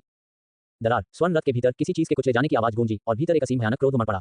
तीसरा राजकुमार अंधेरे में छिपा हुआ था, कोई नहीं जानता था कि वह क्या सोच रहा है, लेकिन पूरा स्वर्ण रथ थोड़ा-थोड़ा हिल रहा था, मानो फटने ही वाला हो। वहीं दूसरी ओर हुआंग शिंगटिंग तो पूरी तरह से अचंभित रह गया। उसकी निगाहें मार्शल आर्ट के अखाड़े में तियानमिंग के सिर कटे शव पर टिकी हुई थी। उसकी निगाहें बुरी तरह कांप रही थीं। वह लगभग डगमगा रहा था। सदमा, क्रोध, अविश्वास और समझ से परे की स्थिति ने उसके दिमाग को पूरी तरह से जकड़ लिया था। उसकी रीढ़ की हड्डी में सिहरन दौड़ गई और उसे ऐसा लगा जैसे उसका सिर धड़ से अलग हो जाएगा। ये कैसे हो सकता है? उसने सचमुच तियानमिंग की हत्या कर दी। उसकी ताकत। हुआंग शिंगटिंग के दिल में अभूतपूर्व भय का भाव उमड़ आया। इस समय आकाश में खड़ी आकृति मानो किसी खून से लथपथ दानव देवता में परिवर्तित हो गई हो, जिससे उसकी आत्मा अनायास ही कांप उठी। कौन सी योजनाएं और रणनीतियां, कौन-कौन सी साजिशें और षड्यंत्र। इस क्षण हुआंग शिंगटिंग को अचानक अत्यधिक शक्तिहीनता का एहसास हुआ। येवुक्यू की असीम शक्ति के सामने ये सब धूल के समान नाजुक था, पल भर में राख में तब्दील होकर नष्ट हो गया। तियानमिंग मर गया। तियानमिंग को मार्क्विस तियानदान ने पीट-पीट कर मार डाला। राजधानी के 12 ड्रैगनों में से एक तियानमिंग को पीट-पीट कर मार डाला गया। राजसी राजधानी में 10 सेकंड से अधिक के सन्नाटे के बाद एक जीवित प्राणी दहाड़ा। उसकी आवाज असीम उत्साह और जोश से भरी हुई थी। ये तो बहुत ही रोमांचक है। ये लड़ाई सचमुच शानदार थी। मार्क्विस तियानदान अविश्वसनीय रूप से बहादुर और अजेय हैं। सचमुच दुनिया में इतना प्रतिभाशाली और बहुमुखी प्रतिभा वाला व्यक्ति है। वह न केवल एक असाधारण रसायनज्ञ है, बल्कि एक शक्तिशाली साधना प्रतिभा का धनी भी है। उसकी युद्ध शक्ति उस स्तर तक पहुंच चुकी है अजय, इतिहास में पीछे मुड़कर देखें तो संपूर्ण दिव्य वन्य वंश को उनके जैसा दूसरा व्यक्ति नहीं मिलेगा। राजधानी के 12 ड्रैगन कई वर्षों से प्रभुत्व जमाए हुए थे, हमेशा वही 12 कभी नहीं बदले। लेकिन आज मार्क्विस तियानदान ने इस परंपरा को तोड़ते हुए तियानमिन को हरा दिया। मार्क्विस तियानदान तियानमिन की जगह ले सकते हैं। बिल्कुल सही, मार्क्विस तियानदान शाही राजधानी के नए 12 ड्रैगनों में से एक बन सकते हैं। राजमहल से भरी राजधानी में असंख्य लोग उत्साह से चिल्ला रहे थे, उनके चेहरे उमंग से लाल हो रहे थे। येवुकी द्वारा तियानमिन को एक ही मुक्के से मार डालने का दृश्य उनके मन में गहराई से अंकित हो गया था, जिसे वे कभी नहीं भूल सकते थे। कितना रोमांचक! 9 सिर वाले चांदी के बाज पर सवार 7वें राजकुमार पहले ही खड़े हो चुके थे और आकाश की ओर देखकर हंस रहे थे। उनकी हंसी अवर्णनीय उत्साह और आनंद से भरी थी। उनकी पिछली नकारात्मक भावनाएं गायब हो गई थी और केवल असीम आनंद और बुलंद मनोबल ही शेष रह गया था। वो तो कमाल के हैं, मार्क्विस तियानदान तो कमाल के हैं, कितने सुंदर हैं, एक ही मुक्के में। बहन शेन्यू, बहन किंग्या, क्या आपने देखा? मार्क्विस तियानदान ने उस परेशान करने वाले तियानमिन को एक ही मुक्के में मार डाला। सिर्फ एक मुक्के में। राजकुमारी यूनई पहले से ही उत्साह से उछल कूद रही थी, उसका छोटा सा चेहरा लाल हो गया था। वह लगभग बेसुध सी थी। राजकुमारी किंग्या का हाथ पकड़े हुए थी और आकाश में येवुकी को देखते हुए उसकी आंखों से मानो दिल के आंसू बह रहे थे। हे, मुझे आश्चर्य है कि इससे पहले कौन कह रहा था कि यंग मास्टर ये एक बड़ा झूठा है और वे उस बड़े झूठे का सिर काटना चाहते थे। राजकुमारी किंग्या ने अचानक अपना मुंह ढक लिया और खिलखिलाकर हंस पड़ी, राजकुमारी यूनई को चिढ़ाते हुए। अरे बाप रे, मैं पहले पूर्वाग्रही था, मैं गलत था। राजकुमारी यूनई का चेहरा तुरंत लाल हो गया। येवुकी से पहली बार मिलने पर उसने जो तिरस्कारपूर्ण और उपहासपूर्ण टिप्पणियां की थी, उन्हें याद करके राजकुमारी यूनई को इतनी शर्म आई कि वह जमीन में धंस जाना चाहती थी। मैं ज्यादा से ज्यादा यही कर सकता हूं कि उससे माफी मांग लूं। मुझे परवाह नहीं, अब से मार्क्विस तियानदान ही मेरे आदर्श हैं, कितने सुंदर हैं। राजकुमारी यूनई अभी काफी छोटी थी और थोड़ी देर की शर्म के बाद वह फिर से जीवंत और उत्साहित हो गई, लगातार अपने हाथों को हिलाकर अपने दिल की खुशी को व्यक्त करने लगी। ये देखकर राजकुमारी किंग्या ने सिर हिलाया और मुस्कुराई, मानो वह इसकी आदी हो चुकी हो। हालांकि उसकी निर्मल सुंदर आंखें आकाश में मौजूद उस लंबे पतले शरीर को भी देख रही थी और किसी कारणवश उसका दिल अचानक थोड़ा तेज धड़कने लगा। जहां तक राजकुमारी शेन्यू की बात है, उनकी खूबसूरत आंखें आकाश में येवुकी पर टिकी हुई थी, बिना पलक झपकाए, बिना नजर हटाए। उसी उत्साह और सुखद आश्चर्य के अलावा उसके भीतर एक अवर्णनीय जटिलता और दबी हुई नाराजगी का संकेत भी उमड़ रहा था। युवा स्वामी, ये मुझे लगा था कि आप कुछ समय के लिए छिपे हुए बाढ़ के अजगर हैं, लेकिन अब आप आकाश में उड़ चुके हैं, 9 स्वर्गों में विचरण करने वाले एक सच्चे अजगर बन गए हैं। अब तो राजसी राजधानी के 12 ड्रैगन भी तुम्हारे सामने टिक नहीं पाएंगे। राजकुमारी शेन्यू कल्पना कर सकती थी कि अगर तीनों दादी माँ, सूर्य, चंद्रमा और तारा को आज हुई सारी घटनाओं के बारे में पता चल जाए तो उनके चेहरे पर क्या भाव होंगे। ऑडिटी मेंशन की बात करें तो ये पहले ही उन्माद में तब्दील हो चुका था। सभी सदस्य अब जोर से चिल्ला रहे थे, उनके चेहरे उत्साह से लाल हो गए थे और वे येवुकी की ओर हाथ लहरा रहे थे, लेकिन उनमें से कई की आंखों में आंसू भी थे। बूढ़े झेंग, क्या तुमने देखा? ग्रैंडमास्टर क्यू ने तुम्हारा बदला ले लिया। ग्रैंडमास्टर क्यू ने तियानमिन को पीट कर मार डाला। बूढ़े झेंग, अगर आपको परलोक में ये पता चले तो आपको शांति मिलेगी।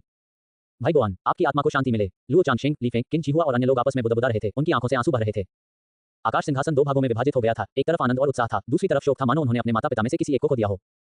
आकाश में खड़े येवुकी ने मार्शल आर्ट के अखाड़े में तियानमिन के सिर कटे शव को नीचे देखा और उसके दिमाग में अभी लड़ी गई लड़ाई की यादें ताजा हो गईं। ये तियानमिन वाकई एक दुर्जय प्रतिद्वंद्वी था। उनकी वास्तविक साधना केवल रजत मानव देव स्तर की थी, लेकिन उनकी युद्ध क्षमता स्वर्ण मानव देव स्तर तक पहुंच चुकी थी। उनकी दानव देवता जैसी तलवार की शक्ति और दिव्य दाव क्षमता के संयोजन से एक भयावह स्तर की शक्ति उत्पन्न होती थी, जो उन्हें एक सच्चा प्रतिभाशाली व्यक्ति बनाती थी।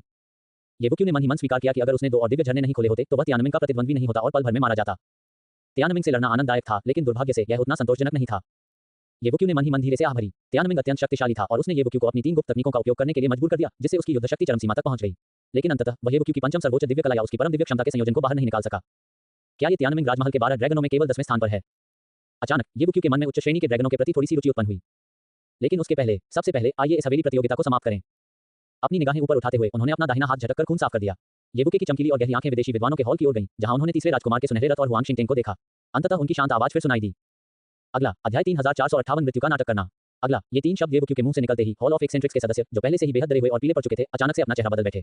वे सब अनजाने में ही अपना सिर नीचे कर लिया, यहां तक कि उसकी निगाहों से नजरें मिलाने की भी हिम्मत नहीं कर रहे थे। तियानमिन के चारों ओर फैली भयावह गति को पूरी तरह से कुचलने के बाद येवुकी ने हॉल ऑफ एक्सेंट्रिक्स के हर एक सदस्य को पूरी तरह से भयभीत कर दिया था। एक और अगला, कौन आगे आने की हिम्मत करता है? ऊपर जाना तो सीधे सीधे आत्महत्या है। इस समय विलक्षण लोगों के हॉल में एक व्यक्ति के हाथ उसकी आस्तीनों के अंदर हल्के से काम रहे थे। हालांकि उसका चेहरा केवल थोड़ा पीला दिख रहा था और उसने एक हॉल मास्टर की छवि बनाए रखते हुए संयमित व्यवहार बनाए रखा था, लेकिन उसके दिल में डर बेकाबू होकर फैल रहा था। ये व्यक्ति कोई और नहीं बल्कि सन की लोगों के हॉल के वाइस हॉल मास्टर को जुन्नन थे। येवुकी के मुंह से निकले 3 शब्द अगला उसके कानों में मौत के फरमान की तरह गूंजे। हॉल ऑफ एक्सेंट्रिक्स में हॉल मास्टर के अलावा और कौन था जो अनिच्छा से ही सही इस पद की जिम्मेदारी संभालने के लिए योग्य था? आखिरकार वह भी एक स्वर्णिम मानव देवता थे, लेकिन क्या उसने हिम्मत दिखाई? बिल्कुल नहीं। तियानमिन को पीट कर मार डाला गया। हालांकि को जुन्नन एक स्वर्णिम मानव देवता था, तियानमिन उसे तरबूज काटने और सब्जियां बारीक करने जितनी आसानी से मार सकता था। येवुकी की तो बात ही छोड़ी, जो इस समय एक महान दानव देवता की तरह मार्शल स्टेज पर खड़ा था। अगर वह सचमुच ऊपर जाता तो को जुन्नन जानता था कि उसका केवल एक ही अंजाम होगा, येवुकी द्वारा उसे तुरंत तियानमिन से मिलने के लिए नीचे भेज दिया जाएगा। हालांकि को जुन्नन खुद आगे नहीं आया, फिर भी वह घबराया हुआ और भयभीत था। यदि तीसरे राजकुमार और हुआंग शिंगटेंग ने उसे जाने का आदेश दिया तो क्या होगा? तब तो उसका काम तमाम हो जाएगा। उसमें निश्चित रूप से वांगशियान की भावना नहीं थी, जिसने निडर होकर मौत का सामना किया और साबुत टाइल की बजाय टूटे हुए ज़ेड पत्थर की तरह बिखरना पसंद किया। सन की लोगों का हॉल एकदम सन्नाटे में था, हर कोई मृत होने का नाटक कर रहा था। बदिया की तरह कांपते हुए एक भी व्यक्ति येवुकी की आंखों में आंखें मिलाने की हिम्मत नहीं कर पा रहा था, बोलना तो दूर की बात थी। हुआंग शिंगटेंग भी अपनी जगह पर जम गया था, एक शब्द भी बोलने में असमर्थ था। वह केवल येवुकी को घूरता रह सकता था, उसका दिल क्रोध, भय, आक्रोश और अपमान की बाढ़ से फट रहा था, फिर भी वह इसे केवल दबा सकता था। सन की लोगों के हॉल में लोगों की कमी हो गई थी, जो भी ऊपर जाता उसकी मौत हो जाती। ऐसा लगता है कि तथाकथित सन की लोगों का हॉल कोई खास नहीं है। पहले वे इतने अहंकारी थे कि मुझे लगता था कि वे बहुत शक्तिशाली हैं, लेकिन अब मुझे लगता है कि वे कायरों का एक झुंड मात्र हैं, कचरे से भी बदतर। येवुकी की शांत आवाज मार्शल स्टेज से गूंजी, जिससे असाधारण प्रतिभाओं के महल में तुरंत ही जोरदार हंसी गूंज उठी। हा, अंकोशहीन हिजड़ों का झुंड, कचरे से भी बदतर। अगर आप में हिम्मत है तो मार्शल स्टेज पर कदम रखें। हेलो, तुम सब कचरे के टुकड़े हो। Dot dot dot. असाधारण प्रतिभाओं के महल के सदस्यों ने लगातार उनका उपहास किया। उनके शब्द तीखे और चुभने वाले थे और उन्हें उपहास और अपमान में अपार संतुष्टि मिल रही थी। मार्शल स्टेज के ठीक सामने हॉल ऑफ एक्सेंट्रिक्स के सदस्यों के चेहरे सुअर के जिगर की तरह लाल हो गए थे। उनकी मुट्ठियां कसकर भींची हुई थीं। फिर भी अपमानों का खंडन करने की तो बात ही छोड़िए, वे ऊपर देखने की हिम्मत तक नहीं कर रहे थे। मार्शल स्टेज पर शान से खड़े ये वो किसी महान दानव देवता की तरह लग रहे थे, जो उन सभी को भयभीत कर रहे थे। उनके कानों में गूंजने वाले उपहास और उपहास उनके दिलों में उमड़ते क्रोध, आक्रोश, पीड़ा और हताशा के साथ लगातार घुल मिल रहे थे।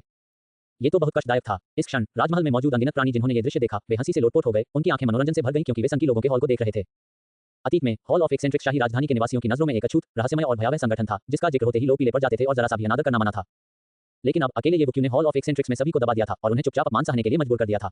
इस एहसास ने सचमुच उनकी पहले से बनी धारणाओं को चकनाचूर कर दिया। कुल मिलाकर हवेली और महल की इस प्रतियोगिता में संकी लोगों के महल की पूरी तरह से बेइज्जती हो गई थी और उनकी प्रतिष्ठा में भारी गिरावट आना तय था। सातवां भाई। ठीक उसी समय स्वर्ण युद्ध रथ से तीसरे राजकुमार की आवाज अचानक सुनाई दी।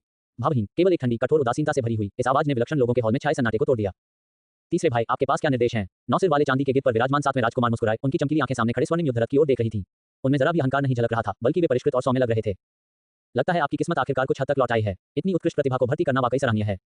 तीसरे राजकुमार के लहजे में थोड़ी सी भावना झलक रही थी, मानो वह सातवें राजकुमार के लिए सचमुच खुश हो। तीसरे भाई, आपकी प्रशंसा के लिए धन्यवाद, लेकिन अंततः मुझे तीसरे भाई का ही धन्यवाद करना चाहिए जिन्होंने इसे संभव बनाया। सातवें राजकुमार ने इस तरह से जवाब दिया मानो किसी को नर्म चाकू से काट रहे हों। स्वर्णिम युद्ध रथ के अंदर तीसरे राजकुमार की आंखें थोड़ी सिकुड़ गईं, जैसा कि उम्मीद थी। हे, आपका स्वागत है। लेकिन सातवें भाई, आपको याद रखना होगा, आगे लंबा रास्ता है। बिल्कुल, मैं तीसरे भाई को भी यही बताना चाहता था। बहुत सी चीजें अभी शुरू ही हो रही हैं।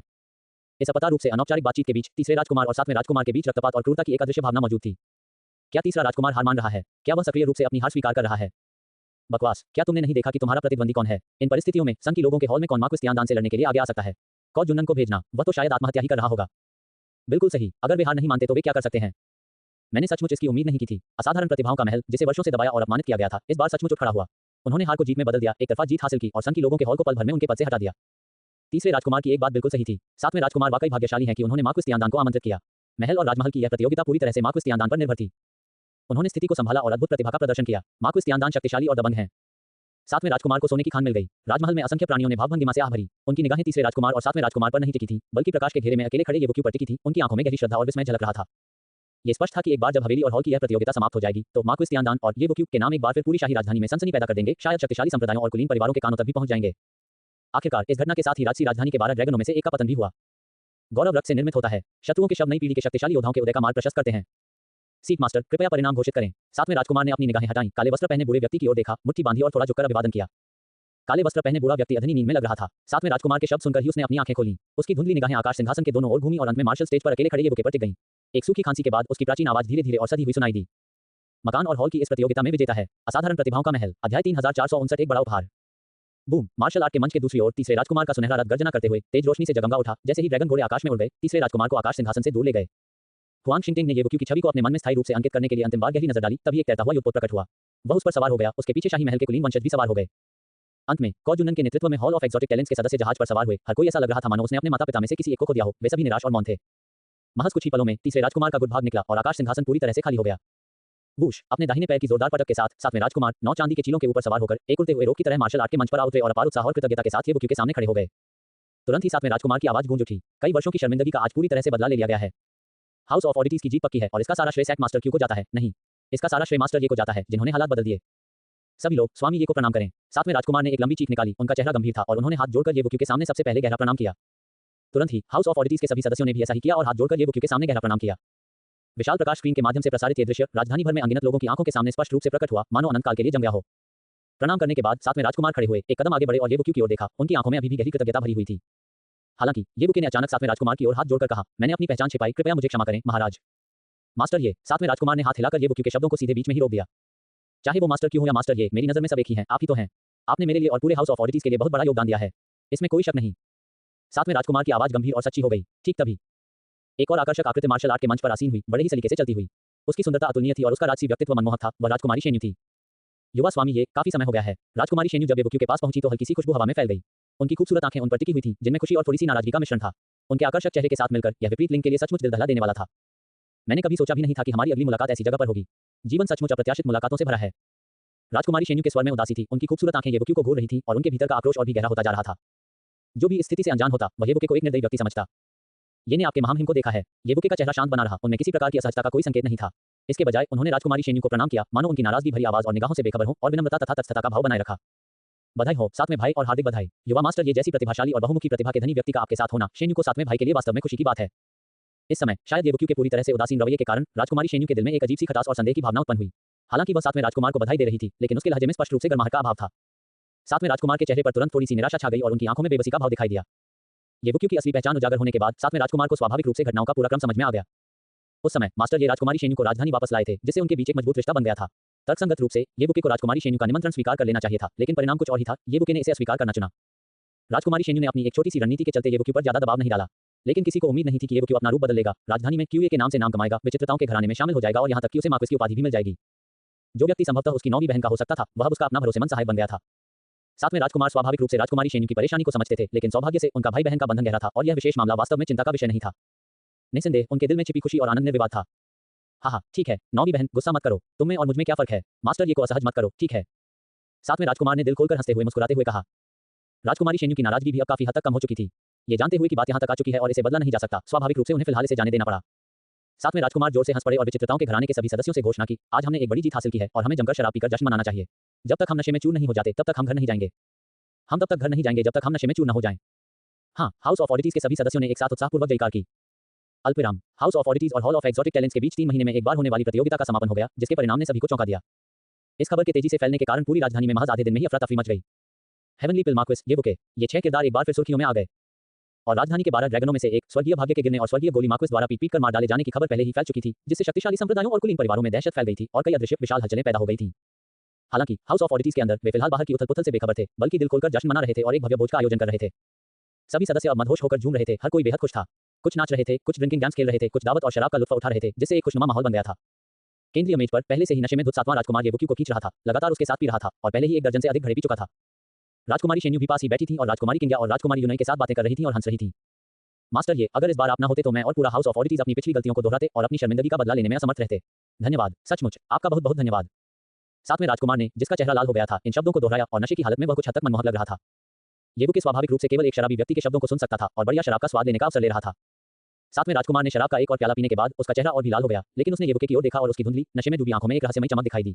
उसने गंभीरता से येबुके से कहा, गुरुजी ये मैं आपका कितना धन्यवाद करूं यह मुझे नहीं पता, लेकिन निश्चिंत रहिए, ज्यादा से ज्यादा 3 दिनों में मैं आपको एक भव्य उपहार दूंगा गुरुजी, ये आप निश्चित रूप से संतुष्ट होंगे। अध्याय 3460, युवा बेहद शक्तिशाली होते हैं। एक शानदार उपहार जो मुझे संतुष्ट करेगा। सातवें राजकुमार के शब्दों से येबुके में कोई उत्साह या उम्मीद नहीं दिखी, क्योंकि उसने स्पष्ट रूप से देखा कि ऐसा कहने के बाद सातवें राजकुमार की आंखें फिर से धुंधली हो गईं और वह पूरी तरह से नशे में धुत हो गया। लड़खड़ाते हुए उसने शराब का एक घड़ा उठाया और उसे गटक लिया, मानो वह पहले से ही मदहोश हो। स्वाभाविक रूप से येबुके एक नशे में धुत व्यक्ति के वादे पर विश्वास नहीं करेगा, हालांकि वह जानता था कि उसके प्रति सातवें राजकुमार की कृतज्ञता निश्चित रूप से किसी न किसी सीमा तक पहुंच चुकी थी। अगर हालात ऐसे ही बने रहे तो मैं सातवें राजकुमार के साथ निश्चित महल में प्रवेश करने का मामला उठाने की कोशिश कर सकता हूं। उत्तम शराब का एक घूंट लेते ही येबुके की चमकदार आंखों की गहराई में प्रकाश की एक चमक कौंध गई। उसने हर संभव प्रयास किया, खोजकर्ताओं के हॉल में अपना नाम बनाने के लिए अपनी पहचान छुपाई और अंत में विचित्रताओं के विभाग में शामिल होने का विकल्प चुना। ये सब सातवें राजकुमार के करीब आने, सातवें राजकुमार के दिल में अपनी स्थिति को ऊंचा करने और अंततः निश्चित महल में प्रवेश करने में सक्षम होने के लिए किया। अब पीछे मुड़कर देखें तो डिपार्टमेंट ऑफ ऑडिटीज में शामिल होने का फैसला करने, उसमें मौजूद गद्दारों को खत्म करने, सिल्वर डिवाइन फायर पिल की प्राचीन महिमा को पुनर्जीवित करने, डिपार्टमेंट ऑफ ऑडिटीज की समग्र शक्ति को बढ़ाने और फिर हाल ही में संपन्न हुए मेंशन हॉल प्रतियोगिता में जहां उन्होंने अकेले ही युद्ध का रूप पलट दिया और डिपार्टमेंट ऑफ ऑडिटीज को जीत दिलाई। ये कहा जा सकता है कि येबुक्यू ने अपनी पूरी कोशिश की थी और यह स्वाभाविक ही था कि सातवें राजकुमार की कृतज्ञता और उसके प्रति उनकी आवश्यकता चरम पर पहुंच गई थी। येबुक्यू की राय में इस आधार पर एक उपयुक्त और सहज कारण ढूंढकर वह अब सातवें राजकुमार के साथ निश्चित महल के मामले पर चर्चा कर सकता था। बेशक अचूक सफलता सुनिश्चित करने और किसी भी दुर्घटना को रोकने के लिए येबुक्यू को अभी भी इस पर सावधानीपूर्वक विचार करने की आवश्यकता थी। युवा स्वामी येबुक्यू के विचार अभी उथल-पुथल में ही थे कि राजकुमारी शेन्यू की आवाज फिर सुनाई दी और वह एक सुंदर सफेद जेड वाइन का प्याला लिए हुए शालीनता से पास आई और टोस्ट देने के लिए आगे बढ़ी। राजकुमारी शेन्यू के पीछे 3 आकृतियां चल रही थीं, जो कोई और नहीं बल्कि 3 दाइयां, री, यू और जिंग थीं और सभी के हाथों में शराब के प्याले थे। जब उत्सव भोज शुरू हुआ तो सातवें राजकुमार ने स्वाभाविक रूप से राजकुमारी शेन्यू को तीनों दायों को बुलाने का आदेश दिया। बेशक हालांकि तीनों दायां राजकुमारी शेन्यू के पीछे चुपचाप खड़ी थीं और कुछ नहीं बोल रही थीं, लेकिन उनकी तीनों निगाहें बिना पलक झपकाए येबुक्यू पर टिकी हुई थीं, जो अविश्वसनीय रूप से जटिल भावनाओं से भरी हुई थीं। सदमा, अविश्वास, प्रशंसा, व्यंग्यात्मक मुस्कान, बेबसी और पछतावे का वह हल्का निर्विवाद संकेत। यहां तक कि नानी री भी वैसी ही थी, उनकी आंखों में भी भाव और आका भाव झलक रहा था। महामहिम और तीनों दायों, मुझे उम्मीद है कि आप सब ठीक होंगे। येबुके अपने शराब के प्याले को पकड़े हुए खड़े हुए और हल्की मुस्कान के साथ बोले। युवा मास्टर ये ने दिव्य शक्ति का प्रदर्शन करते हुए हवेली हॉल प्रतियोगिता में निर्णायक मोड़ ला दिया और मैं अभी उनसे बहुत प्रभावित हूं। स्वाभाविक रूप से मुझे उन्हें बधाई देने के लिए आना ही होगा। राजकुमारी शेन्यू ने अपना नेक और शालीन व्यवहार पुनः प्राप्त कर लिया था। उनके खूबसूरत चेहरे पर एक मुस्कान थी जो असीम आकर्षण बिखेर रही थी, क्योंकि उन्होंने अपने हाथ में सफेद जेड वाइन का प्याला धीरे से उठाया था। महामहिम आप बहुत दयालु हैं। येबुके ने भी स्वाभाविक रूप से अपना शराब का प्याला उठा लिया। कहते हैं कि नदी के पूर्व में 30 साल, नदी के पश्चिम में 30 साल किसी युवक को उसकी गरीबी के लिए परेशान नहीं करना चाहिए। लेकिन कितना समय बीत चुका है। युवा स्वामी ये ने तो इतनी उपलब्धियां हासिल कर ली हैं। ये सचमुच हमारी आंखें खोल देता है और हमें दिखाता है कि वास्तव में एक सच्चा योद्धा, एक अद्वितीय प्रतिभा क्या होता है। नैनी यू की प्राचीन आवाज सुनाई दी, जिसमें स्पष्ट प्रशंसा और विस्मय झलक रहा था और उनके लहजे में थोड़ी सी भावना भी थी। नैनी जिंग ने भी धीरे से सिर हिलाया। फिर भी युवा स्वामी ये से दोबारा मिल पाना भी हमारा भाग्य है। आखिरकार अगर उस समय युवा स्वामी ये न होते तो शायद श्रीमती जी शाही राजधानी तक पहुंच ही ना पाती। युवा स्वामी ये, हम तीनों बुजुर्ग लोग निसिन कोच आपके लिए टोस्ट पेश करेंगे। नैनी री ने सबसे आखिर में बात की, लेकिन उनके शब्द सबसे सच्चे थे। ये तीनों दायां ऐसी बातें क्यों कहती हैं? अगर महाराज और वो तीनों दायां न होती, तो शायद मैं राजसी राजधानी तक न पहुंच पाता।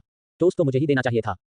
येबुके ने भी यही कहा। इसके बाद चारों ने एक दूसरे को देखकर मुस्कुराया, उनके शराब के गिलास धीरे से आपस में टकराए और वे पीने के लिए अपने सिर पीछे की ओर झुका लिए। वैसे चू गोंगकियू कहाँ है? वह मुझे कहीं क्यों नहीं दिख रहा? चारों ओर नजर घुमाते हुए येबुके को वह छोटा मोटा लड़का नजर नहीं आया और उसने तुरंत पूछ लिया। ये सुनकर राजकुमारी शेन्यू के चेहरे पर कोई भाव नहीं बदला, लेकिन उन्हें कुछ याद आ गया और उनकी खूबसूरत आंखों में हैरानी की हल्की सी झलक दिखाई दी। फिर भी उन्होंने तुरंत मुस्कुराते हुए जवाब दिया, आप जानते हैं युवा स्वामी, ये गोंगकियू को इधर उधर भागना बहुत पसंद है। कभी कभी मैं उसे संभाल नहीं पाती। कुछ दिन पहले वह चुपके से फिर बाहर निकल गया था और मैं उसे ढूंढ रही हूँ, लेकिन अभी तक कोई खबर नहीं मिली है। यह जवाब सुनकर उस छोटे मोटे लड़के की शरारती शक्ल भी येबुके के दिमाग में उभर आई और वह मन ही मन मुस्कुराया, उसे कोई शक नहीं था। उसके बाद उनमें से कुछ लोग थोड़ी देर तक बातें करते और हंसते रहे। जब राजकुमारी शेन्यू और तीनों दायां अपनी सीटों पर लौटी, तो उन्होंने येबुके को देखा, जो कुछ ही दूरी पर था और सम्मानपूर्वक और उत्साह से विचित्रता विभाग के कई सदस्यों से घिरा हुआ था और उन्हें टोस्ट दे रहा था। राजकुमारी शेन्यू की सुंदर आंखों की गहराई में उदासी की एक हल्की सी झलक दिखाई दी। मैंने कभी सपने में भी नहीं सोचा था, महज एक महीने में यंग मास्टर ये ने अपना रूप बदल लिया और क्यू की पहचान के तहत इतनी अद्भुत प्रसिद्धि हासिल कर ली। महामहिम भी चिंतित हो गए थे, तभी उन्होंने मार्क्विस की उपाधि प्रदान की। इस हवेली हॉल प्रतियोगिता में तो तियानमिंग भी उनके हाथ लग गया। राजसी राजधानी की युवा पीढ़ी में कितने लोग ऐसे व्यक्ति, ऐसे विलक्षण प्रतिभा वाले व्यक्ति का मुकाबला कर सकते हैं? नैनी जिंग ने अपना सिर हिलाया और आह भरी, अंततः वह अपने शब्दों को रोक नहीं पाई। अफसोस, हम लापरवाह थे। जब हमें पता चला कि युवा मास्टर ये एक असाधारण आत्मा संत हैं, तो हमें ये सोचना चाहिए था कि युवा मास्टर ये संभवतः एक असाधारण कीमियागर भी होंगे। ऐसे अविश्वसनीय रूप से प्रतिभाशाली और विलक्षण प्रतिभा के धनी। नैनी यू ने खेद के साथ बात की, उनकी वृद्ध आंखों में अनिच्छा और दया भाव भरे हुए थे। अगर हम उस समय अधिक दृढ़ और ईमानदार होते, तो शायद युवा स्वामी को उस समय येबुके के प्रति उनके निर्णायक रवैये के बारे में वह जितना अधिक सोचती थी, नैनी यू का पछतावा और खेद उतना ही तीव्र होता जाता था। युवा पीढ़ी बेहद शक्तिशाली है। नैनी री ने बस ये 4 शब्द कहे। राजकुमारी शेन्यू कुछ नहीं बोली, बस दूर से येबुके को देखती रही। अध्याय 3461। क्या ऐसा हो सकता है कि जो छूट गया सो छूट गया? युवा स्वामी ये की बड़ी महत्वाकांक्षाएं हैं, शायद ये वो चीजें हैं जो मैं उन्हें नहीं दे सकता। अंत में राजकुमारी शेन्यू ने धीरे से आह भरी, उनकी आंखों में एक गहरा अर्थ झलक रहा था जब उन्होंने येबुके की ओर देखा। मास्टर ये, मैं आपके सम्मान में टोस्ट करना चाहता हूँ। मैं भी, स्वामी ये, मैं इसे पूरा पी लूंगा, आप जितना चाहें पी लें। क्या यहाँ पहले आओ पहले पाओ का नियम है? मैं पहले आया था, मास्टर ये, मैं ओल्ड हुआ आपके लिए 3 बार टोस्ट करूंगा। मैं सब पी जाऊंगा, आप जितना चाहें पी सकते हैं। अल्पविराम। संघ के लोगों के महल से नशे में धुत लोगों का समूह येबुके की मेज के चारों ओर इकट्ठा था। उनके चेहरे लाल हो गए थे, जिससे ये बताना मुश्किल था कि वे नशे में थे या उत्साहित थे। लेकिन उनमें से प्रत्येक ने येबुके के प्रति सम्मानजनक श्रद्धा बनाए रखी, न तो अपना संयम खोया और न ही सीमाओं का उल्लंघन किया, बल्कि अपने अभिवादनों में अत्यधिक उत्साह दिखाया। येबुके ने संघ के लोगों के घर के सदस्यों के बीच के माहौल का आनंद लिया और स्वाभाविक रूप से उन्हें कोई आपत्ति नहीं थी। उन्होंने मुस्कुराते हुए सभी शुभकामनाओं को स्वीकार किया। अंततः नतीजा ये हुआ कि येबुके बिल्कुल ठीक था, जबकि संघ के लोगों के महल के वे सभी सदस्य जो उसे बधाई देने आए थे, पूरी तरह से नशे में धुत होकर जमीन पर लेटे हुए थे। उनकी आंखें बेजान थीं और वे बुलबुले उड़ा रहे थे। यह आनंदमय उत्सव पूरे एक दिन और एक रात तक चला। इस दौरान राजमहल महल युद्ध की प्रक्रिया और परिणाम की खबरों से पूरी राजमहल में हलचल मच गई। हर कोई इस खबर से अभिभूत था। 3 दिन बाद संघ के लोगों का महल पिल हॉल। येबुके पिल हॉल में सिंहासन पर चुपचाप बैठे थे। उनकी आंखें थोड़ी बंद थीं, उनके माथे पर बैंगनी सुनहरी रोशनी लगातार चमक रही थी और एक अलौकिक आत्मा संत की राजसी शक्ति लहरों की तरह फैल रही थी। अलौकिक आत्मा संत के स्तर पर येबुके पहले ही काफी लंबा सफर तय कर चुका था और उसकी आत्मा शक्ति की शुद्धता और संपीड़न बहुत उच्च स्तर पर पहुंच गया था, लेकिन वह बिना किसी ढिलाई के इसे निखारना जारी रखता था। येबुके की धारणा में वह पारलौकिक आत्मा संत क्षेत्र के अंत के और करीब पहुंच रहा था। हालांकि अगले ही पल येबुके की थोड़ी बंद आंखें अचानक खुल गईं और उसने दवाखाने के बाहर की ओर देखा। साथ में राजकुमार आ चुके थे। हा, मास्टर ये, मैंने आपकी साधना में कोई बाधा तो नहीं डाली? कई अंगरक्षकों के साथ में राजकुमार जोर जोर से हंसते हुए पिल हॉल में दाखिल हुए। महामहिम नमस्कार। येबुके सिंहासन से उठे और बोले, अरे मैंने तुम्हें कितनी बार कहा है मास्टर ये, आपको इतना औपचारिक होने की जरूरत नहीं है, अब हमें अपने बीच क्या अंतर करना है। 7वां राजकुमार बिल्कुल असहाय प्रतीत हो रहा था। हालांकि 7वें राजकुमार को तुरंत कुछ याद आ गया और उनका चेहरा उत्साह और उम्मीद से भर उठा। उन्होंने सीधे येबुके का हाथ पकड़कर स्नेहपूर्वक कहा, मास्टर ये, क्या आपको वह बड़ा उपहार याद है जो मैंने आपको उत्सव भोज में आपके लिए तैयार करने के बारे में बताया था?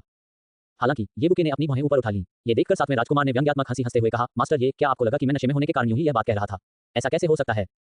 येबुके ने कुछ नहीं कहा, बस उसे एक नजर से देखा, जिससे 7वें राजकुमार को खुद ही समझ आ गया। 7वें राजकुमार भी असहाय थे। फिर उन्होंने तुरंत कहा, हे स्वामी जी, हालांकि मैं व्यक्तिगत रूप से आपके प्रति अपनी कृतज्ञता व्यक्त करने के लिए कोई उपहार नहीं सोच सकता, लेकिन अगर मैं अकेले यह नहीं कर सकता, तो मेरे साथ संपूर्ण दिव्य विनाश राजवंश है। ये बात अलग है। चलो स्वामी ये, तुरंत मेरे साथ आइए। मैंने आपके लिए जो उपहार तैयार किया है उसे ले जाया नहीं जा सकता, आपको स्वयं वहां जाना होगा, क्योंकि वह यहाँ नहीं बल्कि शाही महल के भीतर गहराई में है। ये सुनकर येबुके के चेहरे पर कोई भाव नहीं बदला, लेकिन अचानक उसकी आंखों की गहराई में एक तीखी चमक दिखाई दी। एक बड़ा उपहार शाही महल के भीतर गहराई में, ये हो सकता है? जैसे ही येबुके के मन में यह विचार आया, मानो उसका दिल एक धड़कन चुक गया। येबुके ने अब जरा भी संकोच नहीं किया और तुरंत ही चुपके से 7वें राजकुमार के पीछे पीछे चलते हुए पिल हॉल से बाहर निकलकर संघ के लोगों के महल को छोड़कर शाही महल की ओर चल पड़ा।